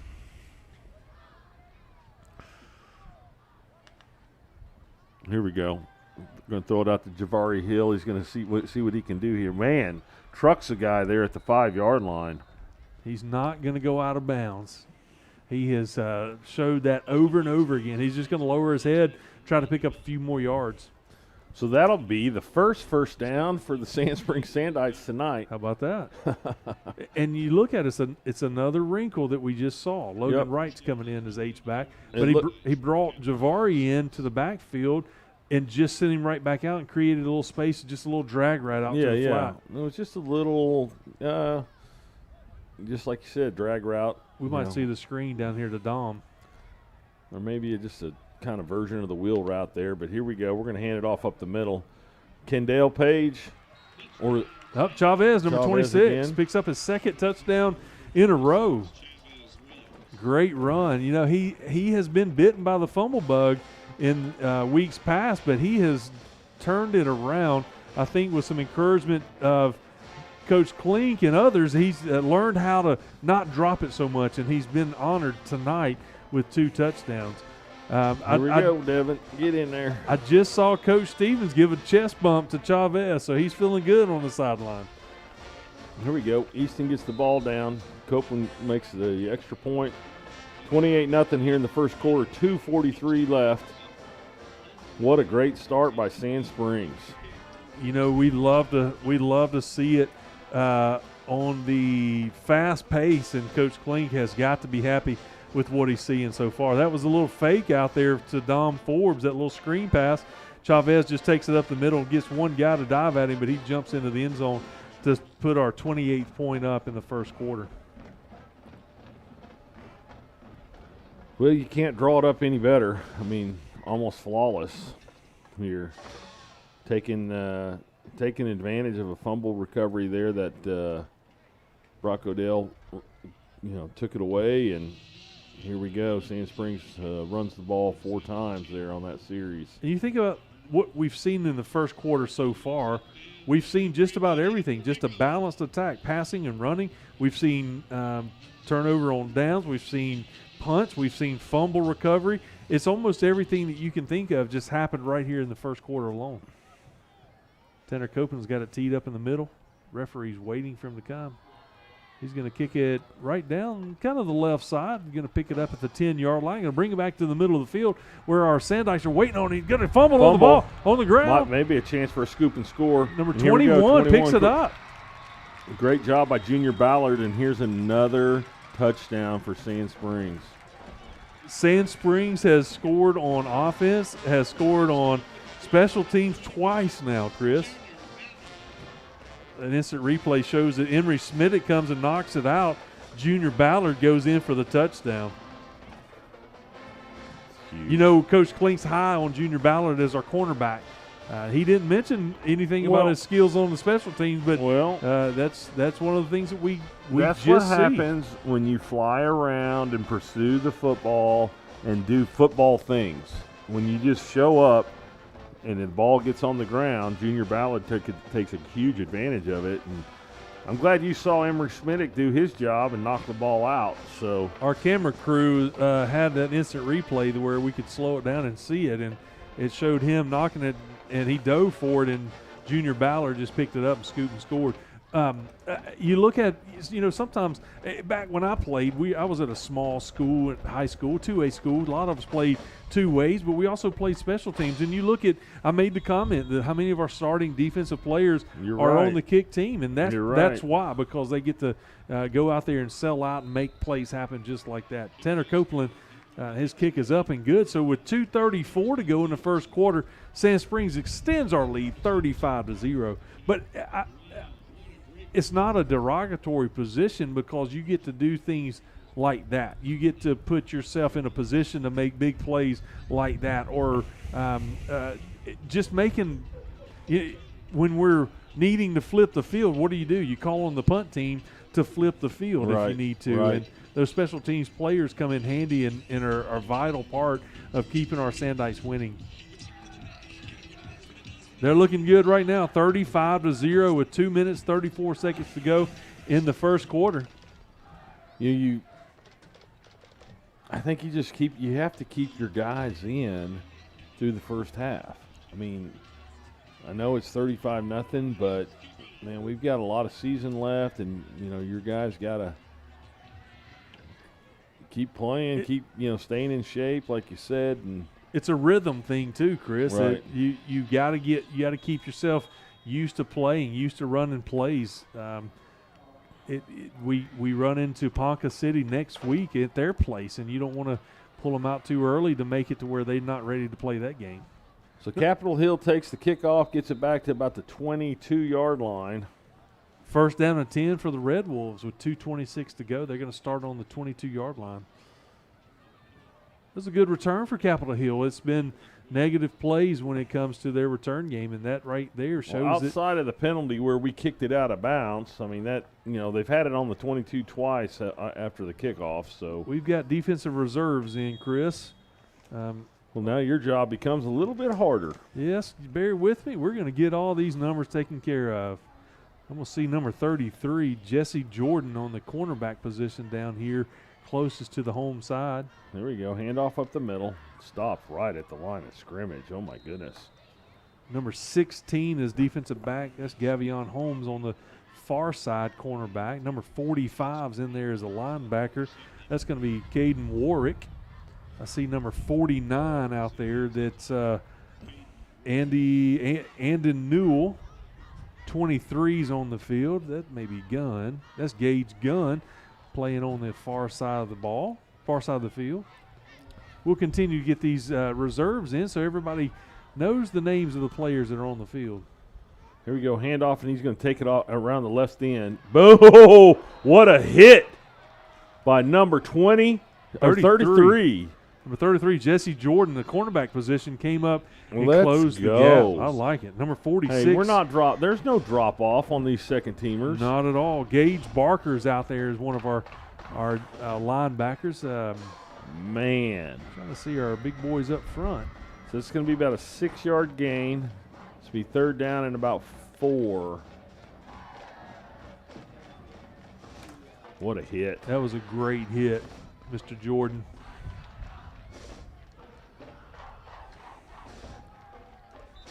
So a whole group of new defensive linemen Capitol Hill's going to have to call their third time out of the game. That's going to be their last time out for this first half. We're going to step away, too. This broadcast break brought to you by our friends at Amped Up Energy and Protein. We'll be back from Memorial Stadium in just a moment. No insurance? Cure Medical Clinic in Sapulpa provides free health care to those without health insurance. Call us at 918-347-9221 to schedule your appointment.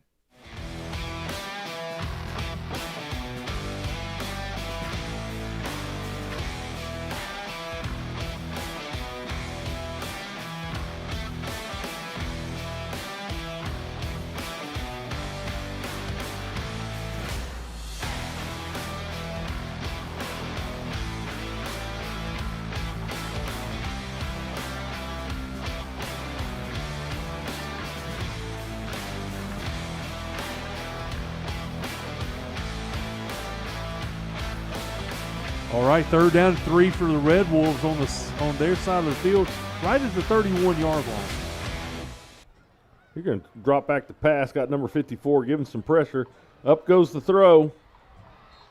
Incomplete pass. Let's see who number 54. That's Dawson Jamison. That's, if I'm not mistaken, that might be 20-piece Waylon Jeffers' cousin. I think it that is. is his cousin. Number 68. Is that number 68 or 66?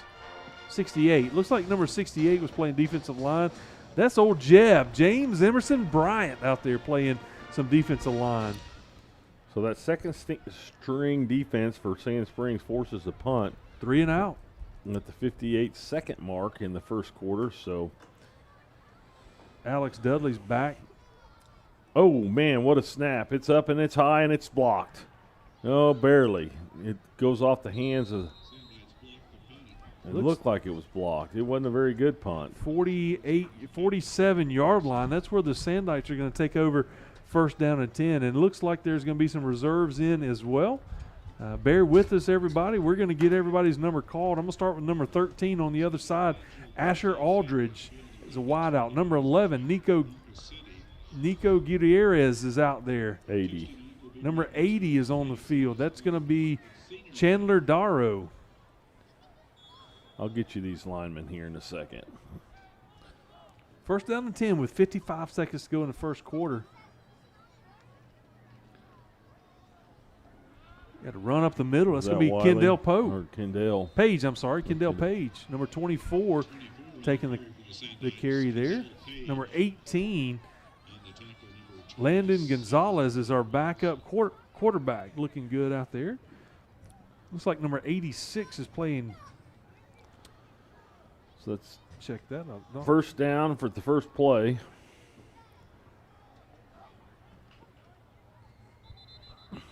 Got a penalty. False start against the Sandites. Going to back us up. Going to be first down and 15 for the Sandites. Number 74, Kristen Hart, just came into the game as an offensive lineman. Well, it'll be the second penalty of the Sand Springs for tonight. Gavin Wizard is out there as the offensive line. Looks like the tackle on this side. We're going to bring the formation again across. Number 80 is going to get set on the right side. We're going to hand it off to Kendall Page. He's going to cut it back. Great pickup. 24, Kendall Page on the carry. On the tackle that time, Capitol Hill's number 45. About the 20. Is that fourth? 33-yard line. All right, so we're going to end the first quarter from Memorial Stadium with the Sandites leading 35-0. We're going to step away. We'll be right back. This broadcast break brought to you by Amped Up Energy and Protein. We'll be back in just a moment.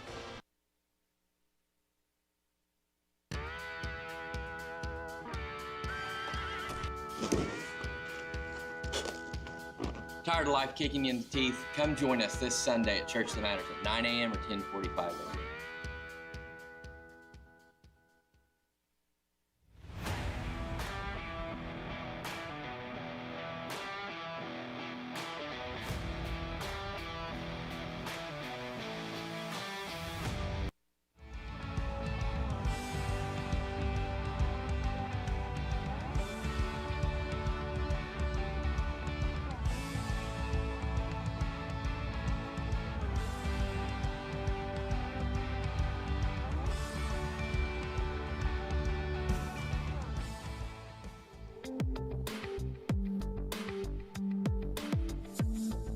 All right, welcome back in, Sandite fans. Second quarter starting from Memorial Stadium right here on the campus of Charles Page High School. We've got our reserves in on the offensive side as well, and they are moving the ball down the field. Going to run it over the left-hand side. Kendall Page with a stiff arm gets back.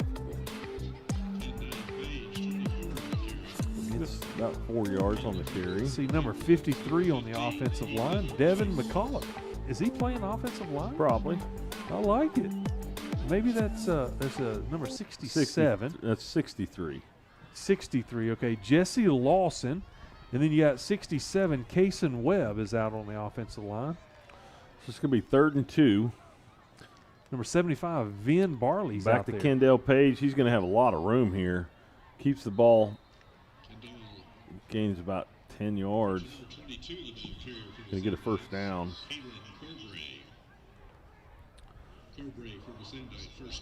Oh, was that Kaylin Corbray? Well, on here, number 24 is Kendall Page. Oh, it's 22. Was it 22? Then that is Corbray. Yep. Don't forget, coming up at halftime, we got our induction of the Hall of Fame class, the inaugural class. Back to Corbray right here. Cuts back across the middle. Gets about 3 yards on the gain.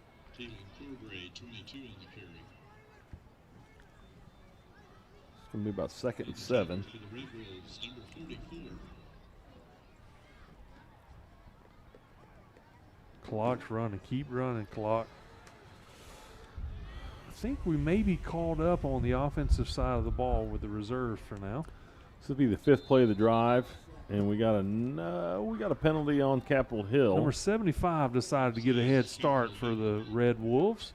Going to give us 5 yards. Going to be second down, 4 yards to go, 3 yards to go with the ball marked at the 16-yard line. Clock's running with 10 minutes to go in the first half. I get number 13, Asher Aldridge. He's out here at wide receiver. So 2nd and 3. We're going to pass it right here. And what a play. Number 88 has a chance to score. Touchdown, Sandites. Ryan Metz comes up with a touchdown catch for the Sandites. Man, draw it up. I'm telling you, he just landed. Gonzalez just put it right where he needed to be to make that happen. Big play right there. Nobody on it. There's 2 guys in the same spot that was open. Number 11 for the Sandites, Nico, was open as well. Big Michael Stevens down there giving him a little love. They played hard. Second string came in and rolled down, got a touchdown of their own. Got 9 minutes, 42 seconds to go in the first half. We've extended our lead. Now here's what's happened. I promise you, I've been here. They're waiting on guys that are standing on the sidelines going, oh, yeah, we got an extra point. I'm supposed to be there. That's me. Number 75, Ben Barley was one of those. Just got caught being one of those people. Here we go. We got a delay of game, if I'm not mistaken. Probably. We need to work on an extra or a little field goal anyway. A little distance. We like a little distance. You always got to spin that into a positive, That's Will. right. That's right. He has hit a 48-yarder. Yeah. With me. Yeah. Me calling the game. It was a 38-yarder to the fans. That's right. Well, I had it drawn up as a 48-yarder. But Copeland, he's going to get a chance to extend get a little bit longer field goal here. He needs that extra distance practice. That's right. Stretch it out a little bit. So he's going to be the extra point from about the 25-yard line, or 25-yard extra point. Here it goes. The ball's down. We get a little pressure on the edge. But guess what? It's good. It is good. So with 9:22 and the clock running at the first half, 42-0, Sandice extend our lead over the Red Wolves of Capitol Hill. You got to like what you see on the reserve team, Chris. No doubt. I love to see that. I'm looking out at the kickoff team. Looks like we're going to continue to see that trend that some of our reserve players are going to come in, which is great because this is still a 6A matchup, and we get Friday Night Lights. You get a homecoming crowd. How cool is it that you get to say, I played in that homecoming game 2025, and so it's great for these young men to get some experience. Hey, remind me who number 33 was Number again. 33, Jesse Jordan, with the cornerback. big hit on that last defensive opportunity, and man, he's out here on this kickoff team too. So kickoff coverage, and Just really nice to see some youngsters getting out here and getting after it. Looks like number 30, Emmanuel Jimenez Sosa, is going to take over the kicking duties from Copeland. Fantastic. I see number 49 out on the field, Andon Newell. 57's out there, Cameron Reddig. 41's out there, that's going to be Jacob Hindlin. 31's on the field. Now, come on. Kellen Foster. 55's on the field, Bo Brunner. Cover. Now, youngsters, cover.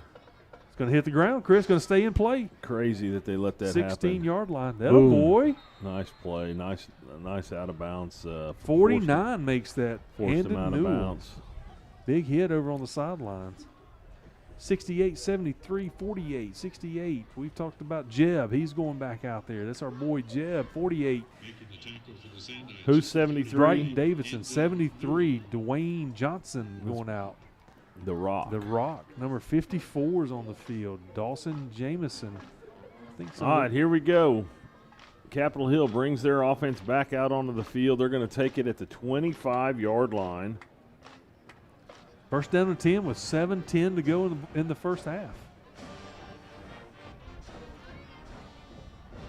I noticed the clock is running well. It is. I like it. Here we go. We're going to toss a sweep out to the right. He's going to cut it back. Big Dwayne has a chance, and he does help on the tackle. Good job. Davidson comes up with a hit. The Rock was on him. Gage Gunn closed the outside. He did a great job from his linebacker position, closing it down so he couldn't get outside, forced him back inside, and the Rock got in there and made the tackle. Love it. Or helped to make the tackle with Brighton Davidson. Here we go, defense. Second down and second down and 7. They picked up about 3 on the play. See Gage Gunn, he's threatening to bring some pressure from the side. All right, here we go. Oh, we got flags everywhere. False start against the Red Wolves, so they're going to make it to where they give that positive play back and lose some yards. You can bring up second down and 10 or 11.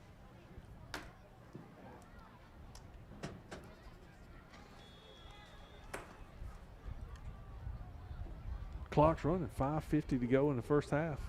I like it. Keep it going. The band has decided it's time to pack it in. They've got a long road trip, and my daughter was telling me that Manhattan. they're going to pack up the stuff. There's a fumble on the play. Let's see who gets the fumble. Sandice get the fumble recovery, Chris. Number 45 comes up with that fumble recovery. 45, Caden Warwick coming up with a fumble recovery for the Sandite. We got a Sandite on the ground, Chris. Can you see who that is? Is that Jeb? That is Jeb, isn't it? All right, here we go.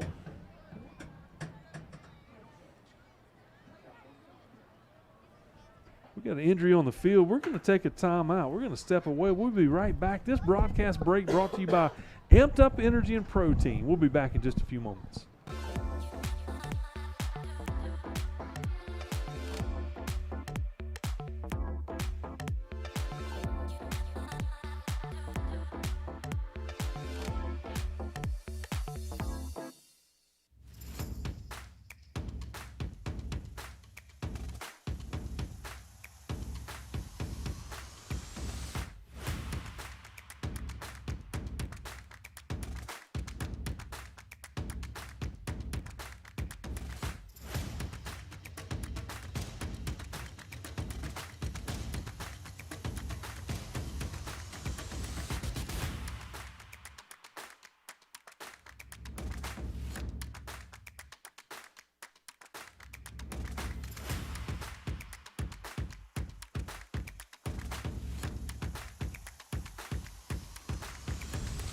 Injured Sandite is our good friend Jeb James Emerson Bryant being helped off the field. Looks like a little ankle injury there. Hope everything is going to be fine. Just a little minor sprain. We'll keep an eye on that and kind of get an update for you if we can. Sand Springs takes over on the 23. Low snap. We're going to hand it off here to the edge. 24, Kendall golly, I get that mixed up. Kendall Page is running the ball on that play. I apologize for that. I'll get it right one day. Page to the 13-yard line. 9 yard. Well, they're going to give him a first down. So 10-yard pickup. First down and 10. The ball's marked on the 13-yard line. 14-yard line. Sorry, 13-yard line. Getting handoff to Kendall.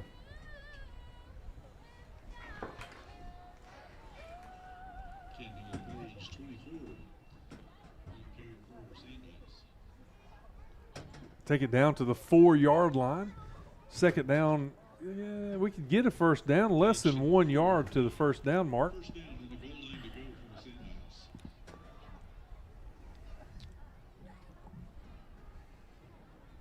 Sanders. Sandike's looking to add some more points to the board. Another handoff straight up the middle.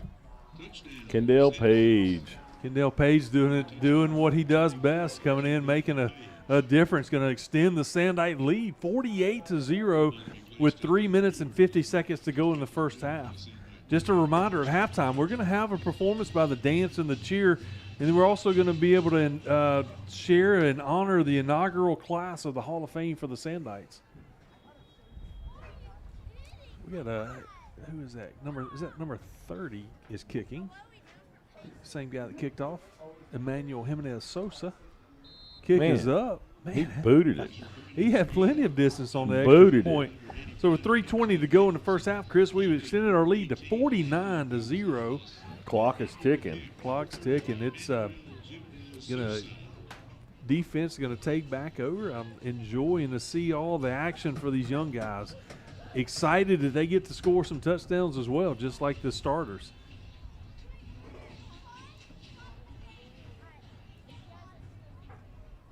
Wow. Homecoming crowd. The pink out was the theme for tonight, and it's a lot of pink in the stands. It's a lot of fun to see how Sandike Nation turns out for the ball game and the festivities going on. No doubt. Again, had a great turnout for the homecoming court.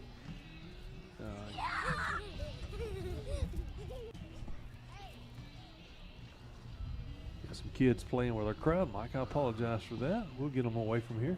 It's just homecoming, Will. It's just homecoming. Just homecoming. Be easy on That's them. right.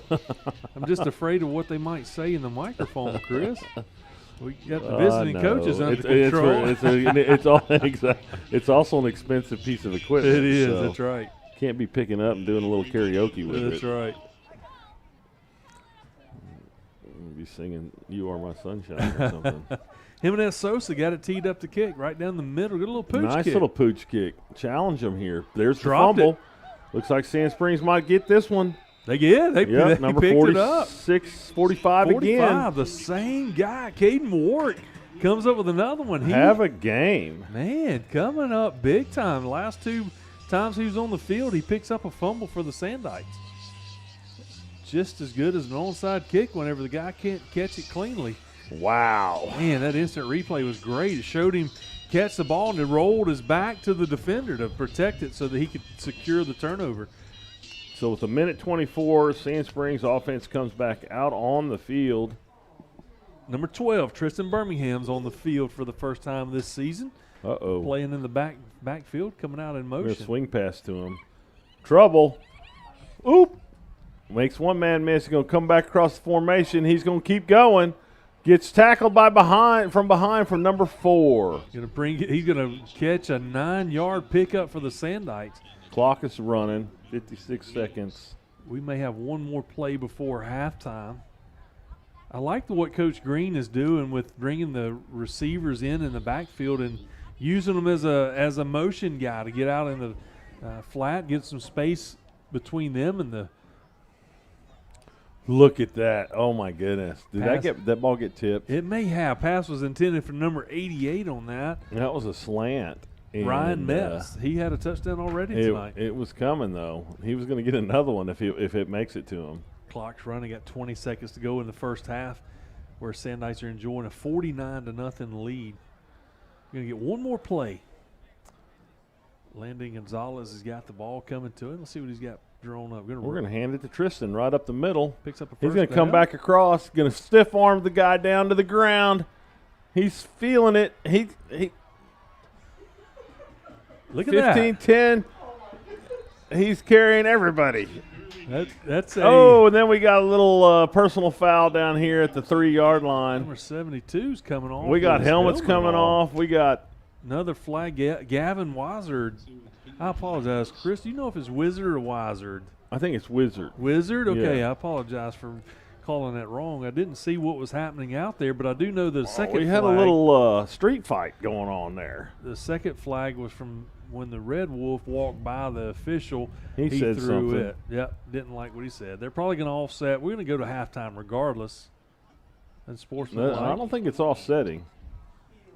He got ejected. The defensive guy got ejected. That's what I'm saying. I think he took his helmet off and then said some explicitive words, and he is done for the night. It's going to be a long ride home. Yes, sir. So that's going to be halftime here at Memorial Stadium, where the Sandites are up 49-0. We're going to stick right here. We're going to take a break, but we're going to come back, let you enjoy the dance and cheer, and looks like the Hall of Fame folks are getting there, so we're going to actually keep it right here, Mr. Kellogg. We're going to leave it right here. We're going to kind of honor them first, and then the performances are going on. So hang on right here from Memorial Stadium. We're going to get to do some really cool stuff.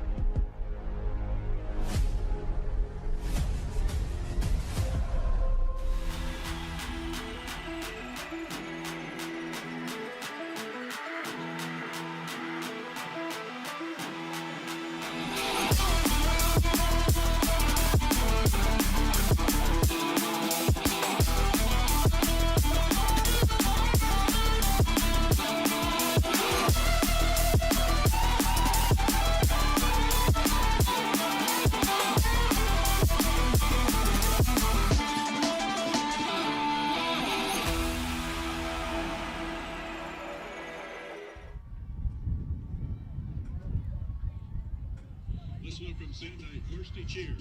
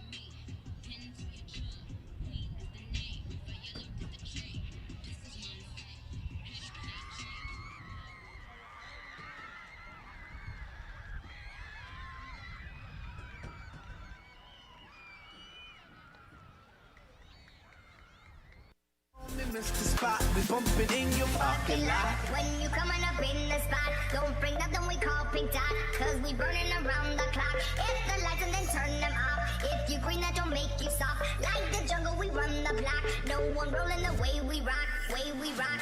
I wanna dance in the lights.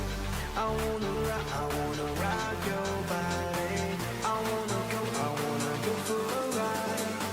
Hop in the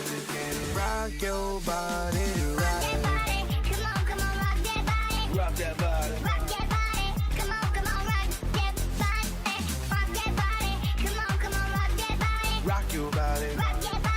Come on, rock, yeah, rock. Super fly ladies, all of my super fly ladies, all of my super fly ladies, all of my super fly ladies, all of my super fly ladies, all of my super fly ladies, all of my super fly ladies. Tonight, let's welcome an experience of both the varsity dance team and your Sandite junior high dance teams.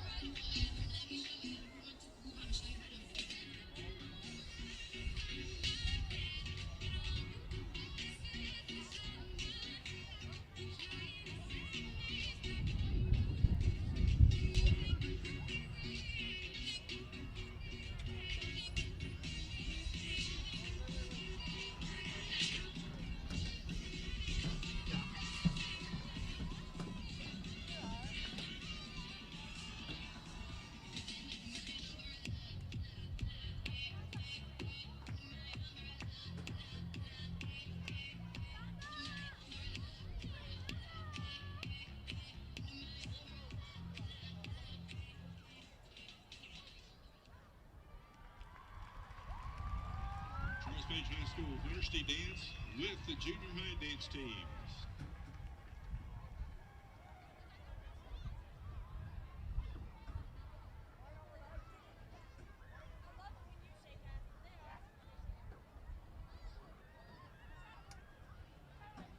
Ladies and gentlemen.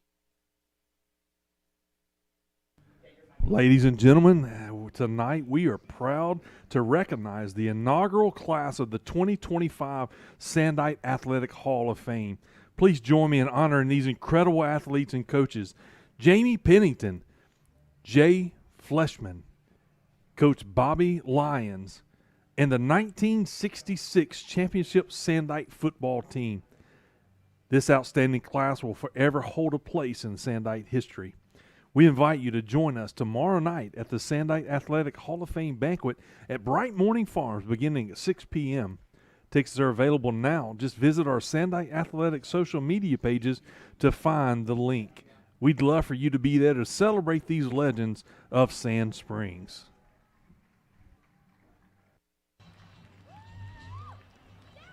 Coach Bobby Lyons. And the Sandite 1966 state championship football team. This outstanding class will forever hold a place in Sandite history. We invite you to join us tomorrow night for the Sandite Athletics Hall of Fame banquet at Bright Morning Farms beginning at 6 p.m.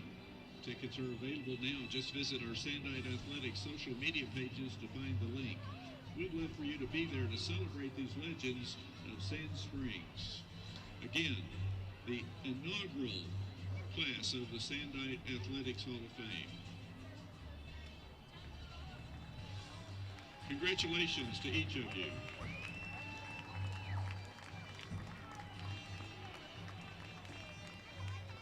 Next up, we got the Gold Pride Band halftime performance Conspiracy Theory.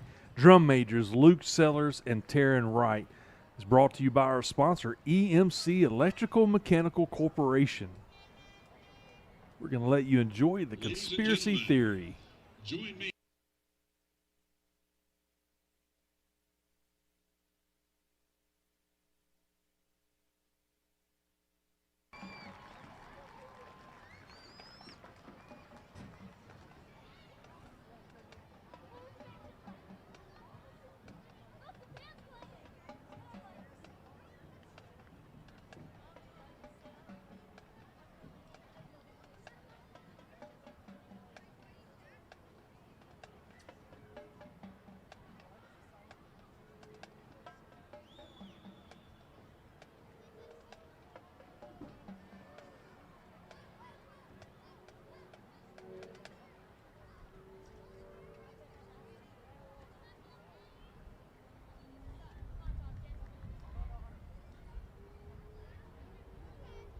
gold prize halftime performance, Conspiracy Theory, led by drum majors Luke Sellers and Taryn Wright.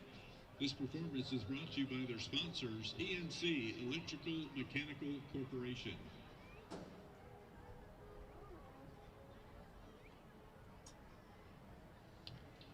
Drum majors, is your band ready?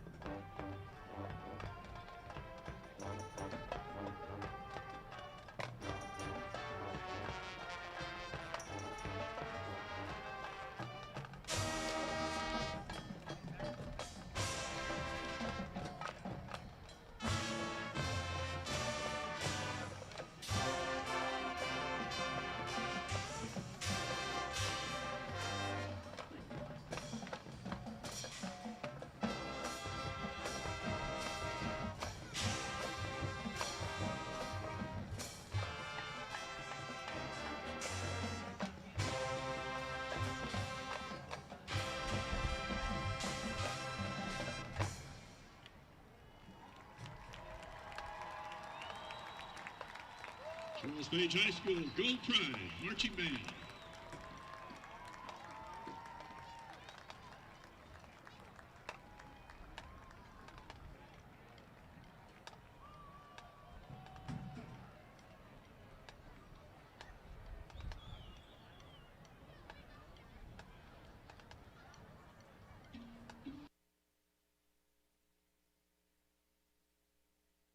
Beverages.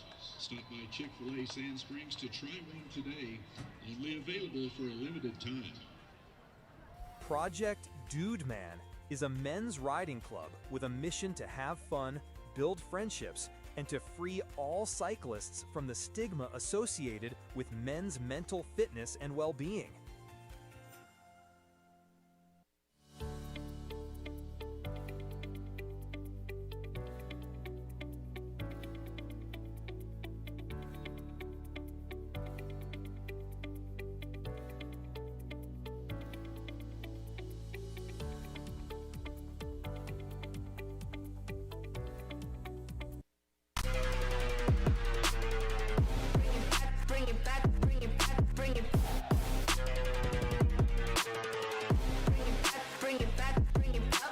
Hey, Sandai fans, this is the crew of the Bobby Klink Coaches Show that meets every Tuesday night at Amped Up Energy. Along with Coach Klink, the legend Chris Kaiser, my name is Will Holder. We want to invite you down to Amped Up Energy, downtown Sand Springs, every Tuesday night at 6 o'clock. If you can't make it in person, we'd love for you to join us on our YouTube channel to talk all things Sandai football through the whole season into the playoffs. It's going to be a lot of fun. We hope to see you at Amped Up.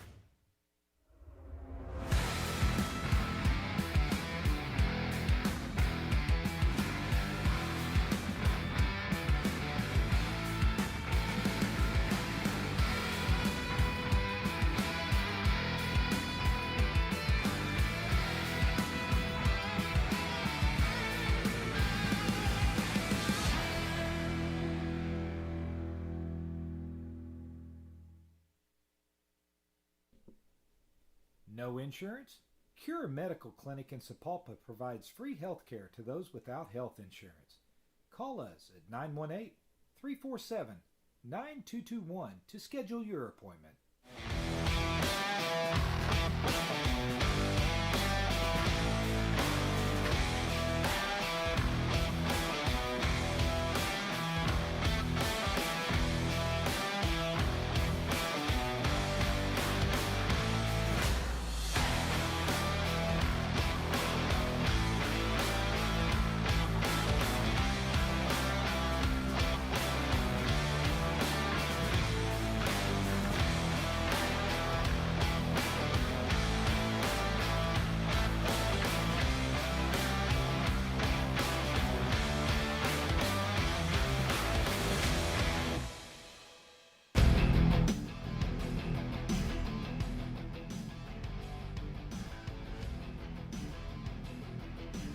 Welcome back in, Sandai fans. Here we are, 3 minutes to go in the halftime.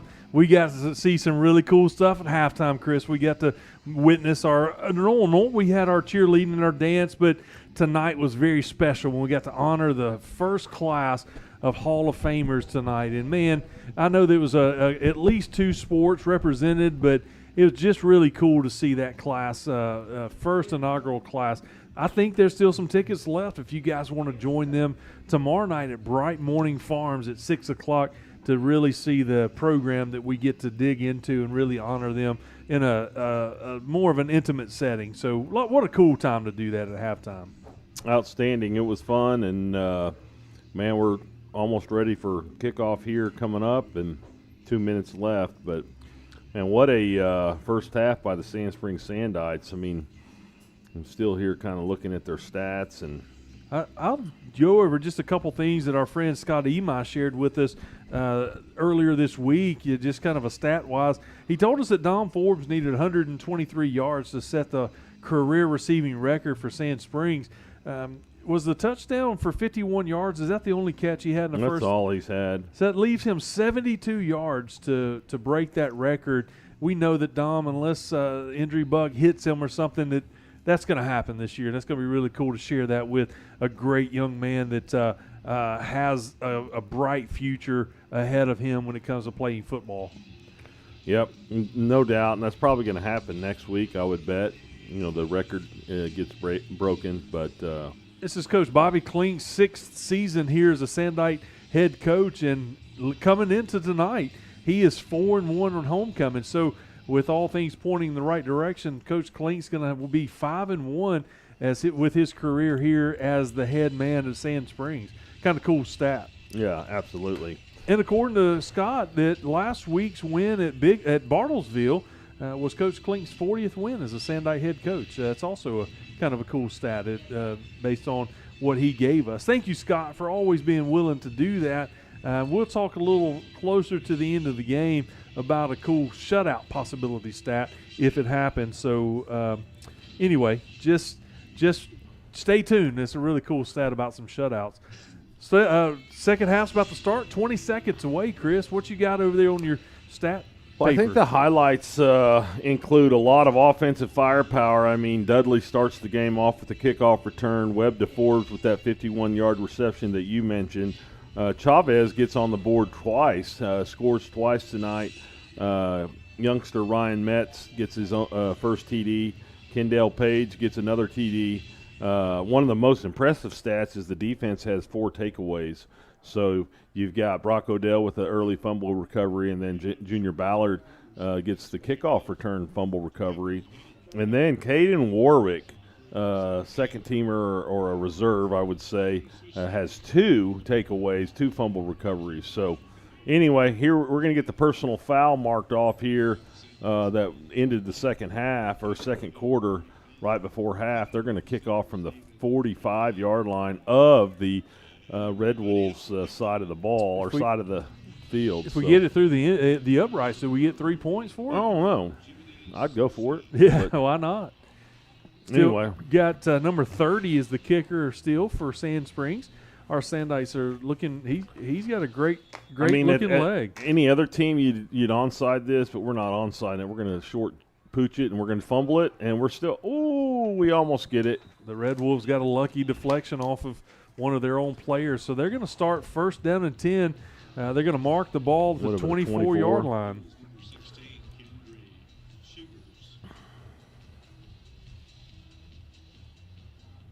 I would imagine that they are going to continue the running clock in the second half. Already started it here, so it is running. That's going to be good for the Sandites.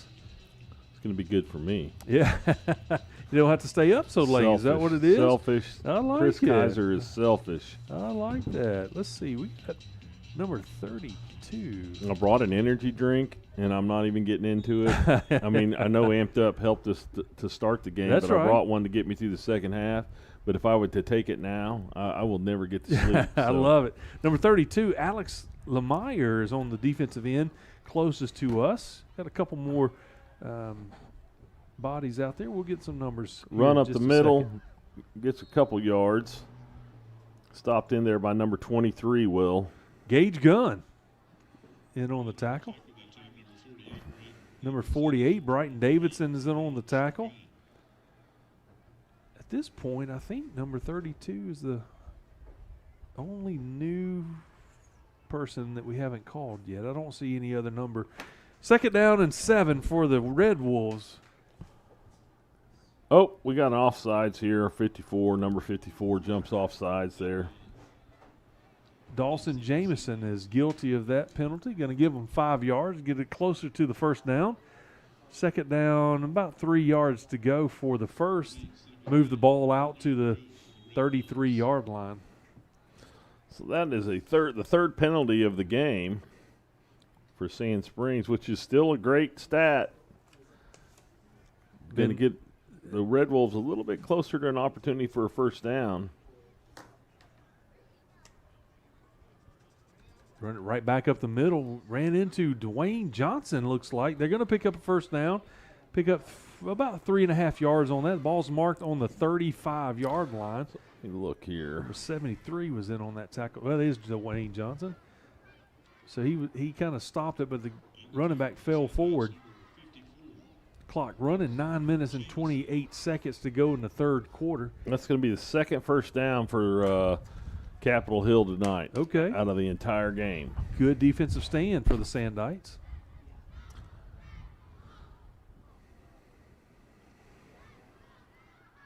Try a little jet sweep. Fumble on the Fumble. ground. The ball's still on the ground.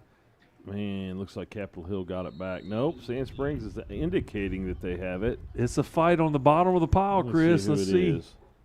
Let's see what the referees. They're going to stop. Sand Springs does come up with it. Another turnover. 23. Gage Gunn comes up with a fumble.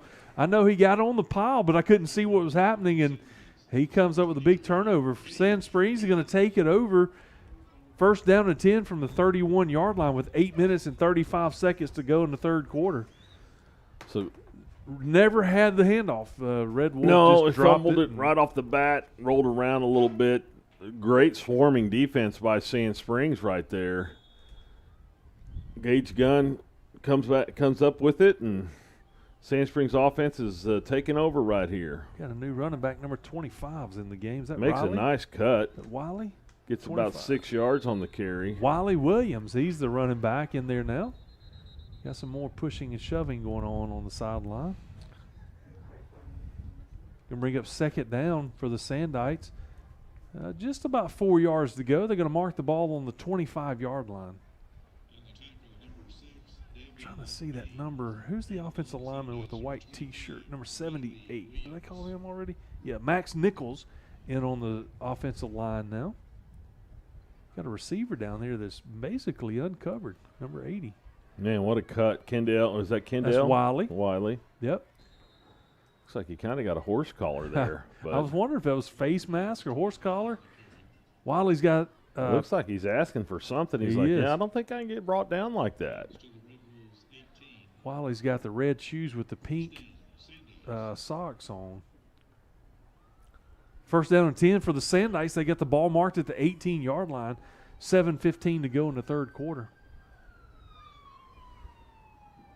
Moving the ball. Got a little blitz up the middle. Pressure. Hey, it was a little broken play. Quarterback keeper Gonna going to pick get up about a 12-yard gain. Landon Gonzalez showing off his wheels on the far side. Picks up a first down for the Sandites. It's going to be first down and goal, Chris. Ball marked at the 8-yard line. Quite a athletic showcase right there by the backup quarterback. Just shows his run game a little bit. Yeah, I've enjoyed coming out to practice and JV games and watching Landon. He's a tall quarterback, so he's going to, if he feels out just a little bit, I think he's going to have a lot of the same body build as Easton does. He's got the height that he can see things, and right there he showed he's got some speed as well. They're going to catch Capitol Hill jumping offside, trying to blitz up the middle, trying to time the snap. He gets caught for a 5-yard penalty. Take the ball on the 4-yard line. First down and goal for the Sandites from there.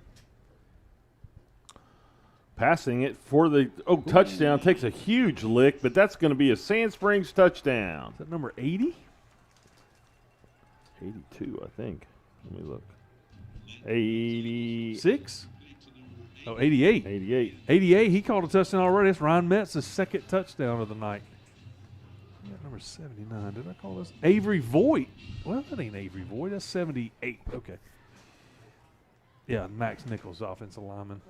That's going to move the score to 50. If we get the extra point, it'll be 56-0 here in the third quarter with 5:30 on the clock. Also like to see this, that Landon is also the holder of the ball, just like they teach Easton to do for the starters.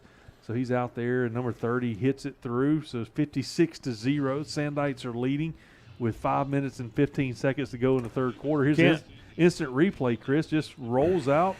Nobody there. Takes a big hit in the end zone, but held on to it for another Sandite touchdown. 56-0. Good job, Ryan, by concentrating, watching the ball in, and then taking the big hit in the end zone. And second touchdown for Ryan Metz tonight. That's really, really big time. Yeah, the first one was on the north end zone that caught the ball wide open and just went in untouched for a touchdown a little bit earlier in the second quarter. Comes right back here in the fourth quarter with another big touchdown. Sand Springs playing relatively flawless tonight on, first team, second team, some third string guys getting in on a lot of the action tonight, and kickoff here back to the normal starting spot of the 40-yard line. Yeah. going to kick it deep. The Red Wolves are set to – it's going to hit the ground again. Catches at the 20-yard line. Goes up the right side. The Sandites got to close the gap and forced out of bounds by number 57 for the Sandites. Gave him a little bit too much room, but Cameron Reddick over there to make sure he didn't get any more. Chris, community calendar time. Let's talk a little bit about an event that coming up. October the 11th at Case Park is the Infant and Pregnancy Walk and Run, supporting those families that have lost infants and due to some complications with pregnancy. And whatever the case is, we'd love to support that cause as a community. Go to runsignup.com for more information on the Infant and Pregnancy Walk coming up October the 11th at Case Park. We'll be there that morning, so come and join us as you can walk or run it or just come down and just support those causes. I'll try to help you with the numbers who make the play All here. right. I got my binoculars out. So. I like it. Here we go. Hand off up the middle to number 3. He's getting around the edge. Swarm of Sand Springs, but number 23 comes off the play. Gage and Gunn. Also number 30. 30 was leading on the tackle there. Emmanuel Jimenez Sosa is in there. He's also the kicker. I'm looking at, I don't see any other new numbers. I see Dwayne Johnson standing out there in the middle. Getting a little down. playing time. That's got to feel good. Right there at nose guard position. So basically on the 36-yard line, Capitol Hill it'll be second down. 2 minutes, 30 seconds to go in the third quarter. Second down and 6. Handoff comes back to the left side, and we're going to hem it up here. 48. 48. Finally Davidson gets him down. Slowed up in the backfield by a couple other guys, but Davidson is the one that comes up with the tackle. He gets back, maybe makes a yard, or he loses a few, excuse me. Great pursuit coming from the Sandites as he came around. They closed the outside, didn't let him get to the corner. Going to bring up 3rd down and 9 for the Red Wolves. Ball's marked back on the 33-yard line. 3rd and 9, you'd think it's going to be a passing play. Quarterback calls. He's going to call his own number. He's going to get drilled by for Gage Gunn and again number 30. Can't see the number yet. He's hiding. 31. 31. Let's see. That's Kellen Foster, sophomore. So it looks like they're going to force him to punt. 4th down and 9. No gain on that play. Tristan Birmingham's back to receive the punt. All right. It's going to be fun to watch if he gets a chance to return it. We know he's got some speed. We got a receiver uncovered up top, so that'll slow him down just a little bit. It kicks it off the back of his up back. And we're going to pick it up here. My number 46 is going to gamble and gets drilled on the sidelines, but I like it. I do too. Gage Barker's the guy that picked that. Let's go, Barker. Sideways kick up. So they did not. The punt didn't go past the line of scrimmage or very far. They're going to mark it down. 1st down and 10 for the Sandites, right on 30. the Red Wolves' 30-yard mark. The clock is ticking. It's probably going to be the last play of the third quarter here. Sure. Yes, that's going to be. They may have to run one. Play clock's at 25. Well, they hadn't started the play clock yet, so they're going to let it. They're going to let it go. On purpose. We're going to end the third quarter. Sand Springs puts up another touchdown in the third quarter. We extend our lead 56-0 at the end of the third quarter. We're going to take a break from Memorial Stadium. We'll be back in just a few moments. Don't go away.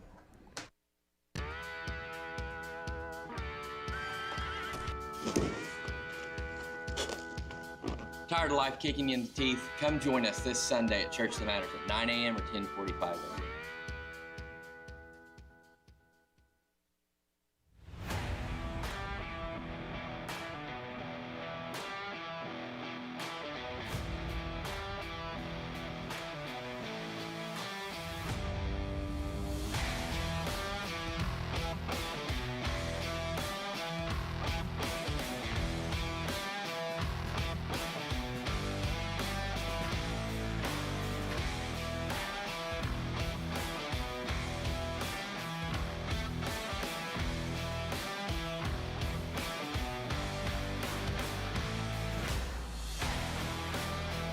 Welcome back, Sandite fans. Fourth quarter starts with a penalty against the Red Wolves. They're trying, Chris, to time the snap to get an extra step, and this is the second time that they've gotten caught doing that. Going to give us 5 yards, so it's going to be 1st down and 5 for the Sandites. Going to move the ball to the 25-yard line on the Red Wolves side of the field. 1st down and 10 to start the fourth quarter. 27 is the running back. He'll swing it out to him. It's Kazin Freeze. Makes a guy miss and gets it down to the 15. We've seen him already in the game with some running backs, with Wiley Williams and Kendall Page and Chavez Williams. He's one of those crew that we talked about earlier in the pregame show that we're going to see a lot of running backs. He's a promising young runner as well. Got 3 receivers up top. 1st down and 10 for the Sandites. 15-yard line. Hey, hand back to 27. He's going to get into the end zone. Sand Springs Sandites with another touchdown. You could see it happening. They had a couple blockers out front. Number 27 just follows those in, almost untouched, getting into the end zone. What a great run by number 27, Freeze. And we put another touchdown on the board. Instant replay shows that he got touched right at the 1-yard line, but it was not nearly enough to slow him down. So number 30 comes in as the kicker again for the point after touchdown. Emmanuel Jimenez Sosa. Kick is up. The kick is good. So with 10 minutes, 30 seconds to go in the ball game, we extend our lead 63-0. Kickoff coming up. Chris, so don't forget, we've got October the 4th tomorrow morning. Our band, the famous Gold Band, is going to travel to Kansas State University to perform in a competition.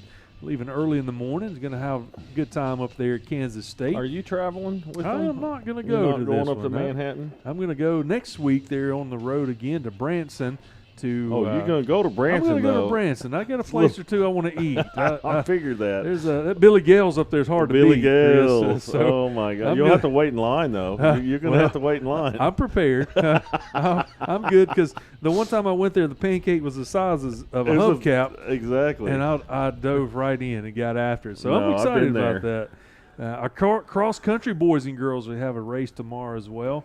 And on the 6th of October, our softball team travels to Grove to take on their next opponent in softball. Girls are doing fairly well in softball. Yep. I saw the coach had a milestone with picking up a big win for her. It's a good time to watch Sand Springs Sandite softball. Well, here we go. Here's the kickoff here, and another high pooch kick to the 25-yard line. He's in trouble. Just gets rocked.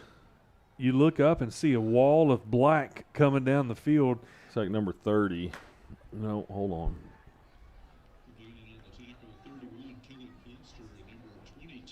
22. Mr. Bob says it's 31 Kellen Foster, number 22 Keelan Corbury that made the tackle. So at the 8:50 mark, Capitol Hill takes over on the 30-yard line. 1st down and 10 for the Red Wolves.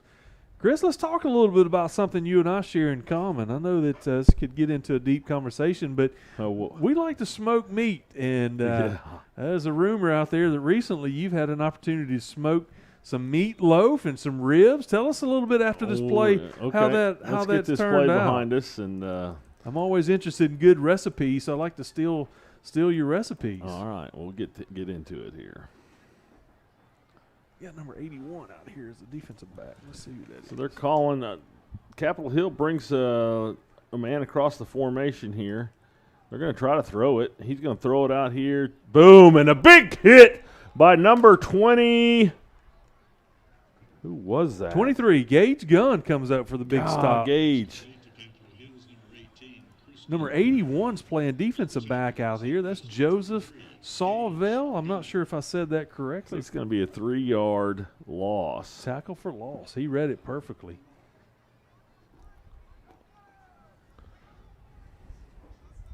I don't think this is number 90. Is that 98 is the defensive end on this side? If so, that's Jesse Eubanks. Let me look here. 98. Yep, you're Yep, correct. there we go. They're going to run up underneath him, but he's going to get back to the line of the original line of scrimmage, so he's going to get 3 yards back. Number 60 and number 35 in on the 35 tackle. is a new name. Hayden Luce is out as one of our Sandite defender. 7 minutes to go in the fourth quarter. Sand Springs up 63-0. Number 43, Cash Ward's on the field tonight, playing defensive back on the far side of the field. So Capitol Hill's going to drop back to pass. He's going to call his own number. He's got some time, got some room, excuse me. Gets back to the midfield line, the 50-yard line. Picks up a first down and more. 49-yard lines where they're going to mark the ball. 1st and 10 for the Red Wolves with 6:30 to go. So the Capitol Hill quarterback scrambles out of some pressure, finds some room up the middle, gets it to midfield, and it's probably the longest gain they've had all night. May get them back into the routine or rhythm, rather, that making some positive plays. So that'll be the 4th first down for Capitol Hill tonight. So they're going to hand off up the middle and get stopped immediately at the line of scrimmage by number 59. Number 41, Jacob Hanlon, the number 55, I think was the guy. 59. 59. That's Cyrus Pratt coming in as the defender. So it'll be 2nd and about 8. Right at the 50-yard line. Uh-oh. Gave him some yards, And Chris. we jump off sides. All 4 of Sand Springs' penalties tonight have been offsides. Man, I don't know that Coach Klink's going to enjoy that stat. Well, these guys are some real – I mean, these are the deep reserves. Right, So right. probably extend a little bit of grace. He's going to just remind them, watch the ball. You got to watch the ball. Yep. 5 minutes to go in the ball game. 63-0 Sandite lead. Here's the snap. Quarterback is back to pass. Number 55's coming up hard. Boom, 35 has a chance. And 55 stays with the play and gets the tackle. He doesn't. He gets a sack because the line of scrimmage is up there. Going to take it out to the 48-yard line. Number 55, Bo Brunner is in on the tackle. First varsity probably stop for him. Yep, I would imagine. And it comes to being a sack formation, so that's good for the young man. Going to roll out again, trying to get the guy down the sideline. Got a man open, and he just didn't catch it. Number 43, Cash Ward on the play. Got beat by the receiver, number 4 for Capitol Hill. So he if he had it in rhythm, he might have had a chance to score for the Red Wolves. That's going to be a chance right there to eliminate a shutout. It's going to be 4th and 7. Number 81 takes over the defensive back on that side. Well, they're keeping their offense out on the field. Number 43, Cash Ward, comes close to here. They got 2 receivers up. Well, no, 1 receiver up top. They are not going to punt. Oh, stay on side. Stay on side. Back it up. We're going to throw it. Oh, my goodness, number Fumble. 98. Fumble. Red Wolves get on top of it. Number 98, Jesse Hubanks comes in. That's got to feel good, young man. Look at him. Watch the coaches. There's Clink. Smash Orama. Oh, man. Never saw him coming. Untouched. Never saw him coming. That right there is worth the price of admission. Number 70, Big Sean Merrill's making his appearance tonight. Let's go, Offensive Sean. tackle on this side. Let's go, Big Sean. Who is that in at H-back? Number 90. Uh-oh, bad snap. Get on it. Bad snap. All right, make something happen. Number 20 running the ball. Gabe Harris is on the run after picking up the loose ball. All right, let's see here. Got to catch up on my stats. Number 91's playing H-back. That's going to be It's going to be a 10-yard loss. Jackson Sanders. 9-yard loss. 9-yard loss. Second down and really long 46. for the Sandites. 67-74. 67, Cason Webb 74. Christian Hart. I think everybody else is – uh-oh. We got a defensive jump. Yep, we're going to get 5 of those yards back. Red Red Wolves decided to give us a hand because we sure were offside. Or We false started start. to be false started. All right, so mark that down. Second- Get 5 yards back. Second down and 14 for the Yep. Sandites. About the 49-yard line. Not in a hurry to snap it. Let's see. 2 minutes left. Handoff up the middle. Number 20 by himself is going to cut back across the grain. He might have a chance. He stiff arms the guy down at the 30, comes back to the 10 or the 20. Tackled at the 12-yard line. Ran right behind Big Sean Merrill and his offensive guard to spring him for the big gain right there. Number Almost had it. 20. Tell me his name, Will. Number 20 is Gabe Harris. Let's go, Gabe. Coming up with a big run deep into the ball game. Is that number 74 right there? His guard. Christian Hart. They ran right behind him and Sean Man. Merrill. Good job, guys. Big time. Oh, we're going to direct snap to the quarterback. He's going to go right up the middle to about the 9-yard line. Picks up a couple yards, maybe 3. Clock's running. You know these guys want one more touchdown, Chris. Tristan Birmingham checks back in for the backfield. A minute 12, minute 10. Landon's like, let's snap it. Let's get it. We're going to hand it to Tristan. I bet he comes right across the formation right here. Watch this. Got him on the He's outside. got some speed. Tristan Birmingham for the touchdown. With 53 seconds to go, Birmingham takes it in for another Sandite score, 69-0, waiting for the extra point to happen. That may very well be the last play of the game. 70 points if the extra point goes through. All right, Chris, I'm going to go ahead and say this stat real quick. We'll get to the smoking meat next ball game, but let's talk about the We're going to shutout. leave everybody on the, That's on right. the hanger. It's our friend Scott Ema says that if we get the shutout, this will be the first Extra point is good. 70 points by Sand 70 Springs. points, and that's going to be it. They're going to line up, shake hands. Yep. We got the shutout. It's the first time since 2006 that we've had 3 shutouts in a season, and the first time since 1962 that we've had 3 in a row. And 2 of those were 1962 were 0-0 ties. So the last time we actually won 3 shutouts in a row was 1938. Chris, this Sandite team is 1938. special. Our defensive unit is clicking from the starters to the reserves. Tonight, it was just a complete game. The Sandites did an outstanding job of playing from start to finish. And I know the coaching staff, I see Coach Green on the field instead of in the box, just wanted to be down there with his players, congratulating them on a job well done tonight. Man, what a game. What a game. All right, so give me those stats one more time. Okay? For the shutout stats? Yes. All right. If we got the shutout, so it's the first time since 2006 that we've had 3 shutouts in a season. The first time since 1962 that we've had 3 in a row.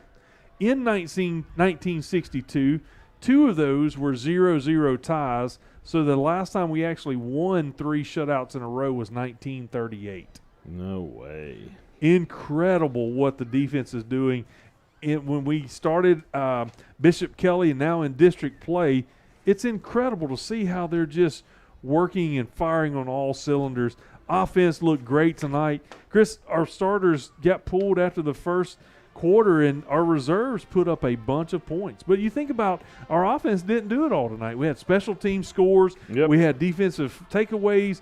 It's been one of those games that you just sit back and think these guys are putting together a great chemistry, a great trust in each other, and playing hard. It's going to be fun to watch them the rest of the season. Amazing and fun, and what a homecoming victory, right? I mean, against a big, huge home crowd, and can't be any more proud of the Sand Springs Sandites than we are tonight. So Beautiful congratulations. picture. Out there, they're singing the alma mater, playing. Just a fun time to celebrate. Guys, we got a coaches show Tuesday night, October the 7th, this coming Tuesday night, 6 o'clock at Amped Up Energy down on Broadway Street in Sand Springs. We'd love to have you there. A lot of fun. Got some great drinks from Amped Up. Then next Friday night, we're back on the road. We go to Ponca City to take on the Wildcats, another district game. Chris, it's going to be one of those that we don't know much about them yet this season, but always a good battle with Ponca City. Looking forward to that as we travel over to their house and take them on next Friday night. Kickoff's at 7 o'clock. We're going to go on air at 6:20, do our pregame show. So just join us in person. If you can't, go to this YouTube channel and just watch us as we stream it live for you each and every week. Phenomenal. What a game. One more time, Chris, I'd like to thank our sponsors.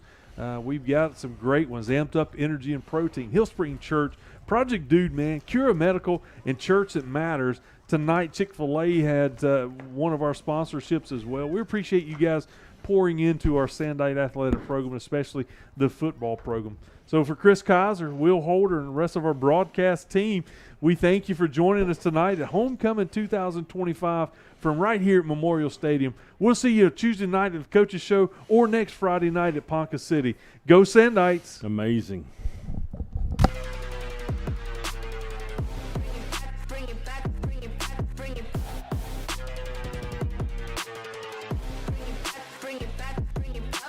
Hey, Sandite fans, this is the crew of the Bobby Klink Coaches Show that meets every Tuesday night at Amped Up Energy. Along with Coach Klink, the legend, Chris Kaiser, my name is Will Holder. We want to invite you down to Amped Up Energy, downtown Sand Springs, every Tuesday night at 6 o'clock. If you can't make it in person, we'd love for you to join us on our YouTube channel to talk all things Sandite football through the whole season into the playoffs. Let's go.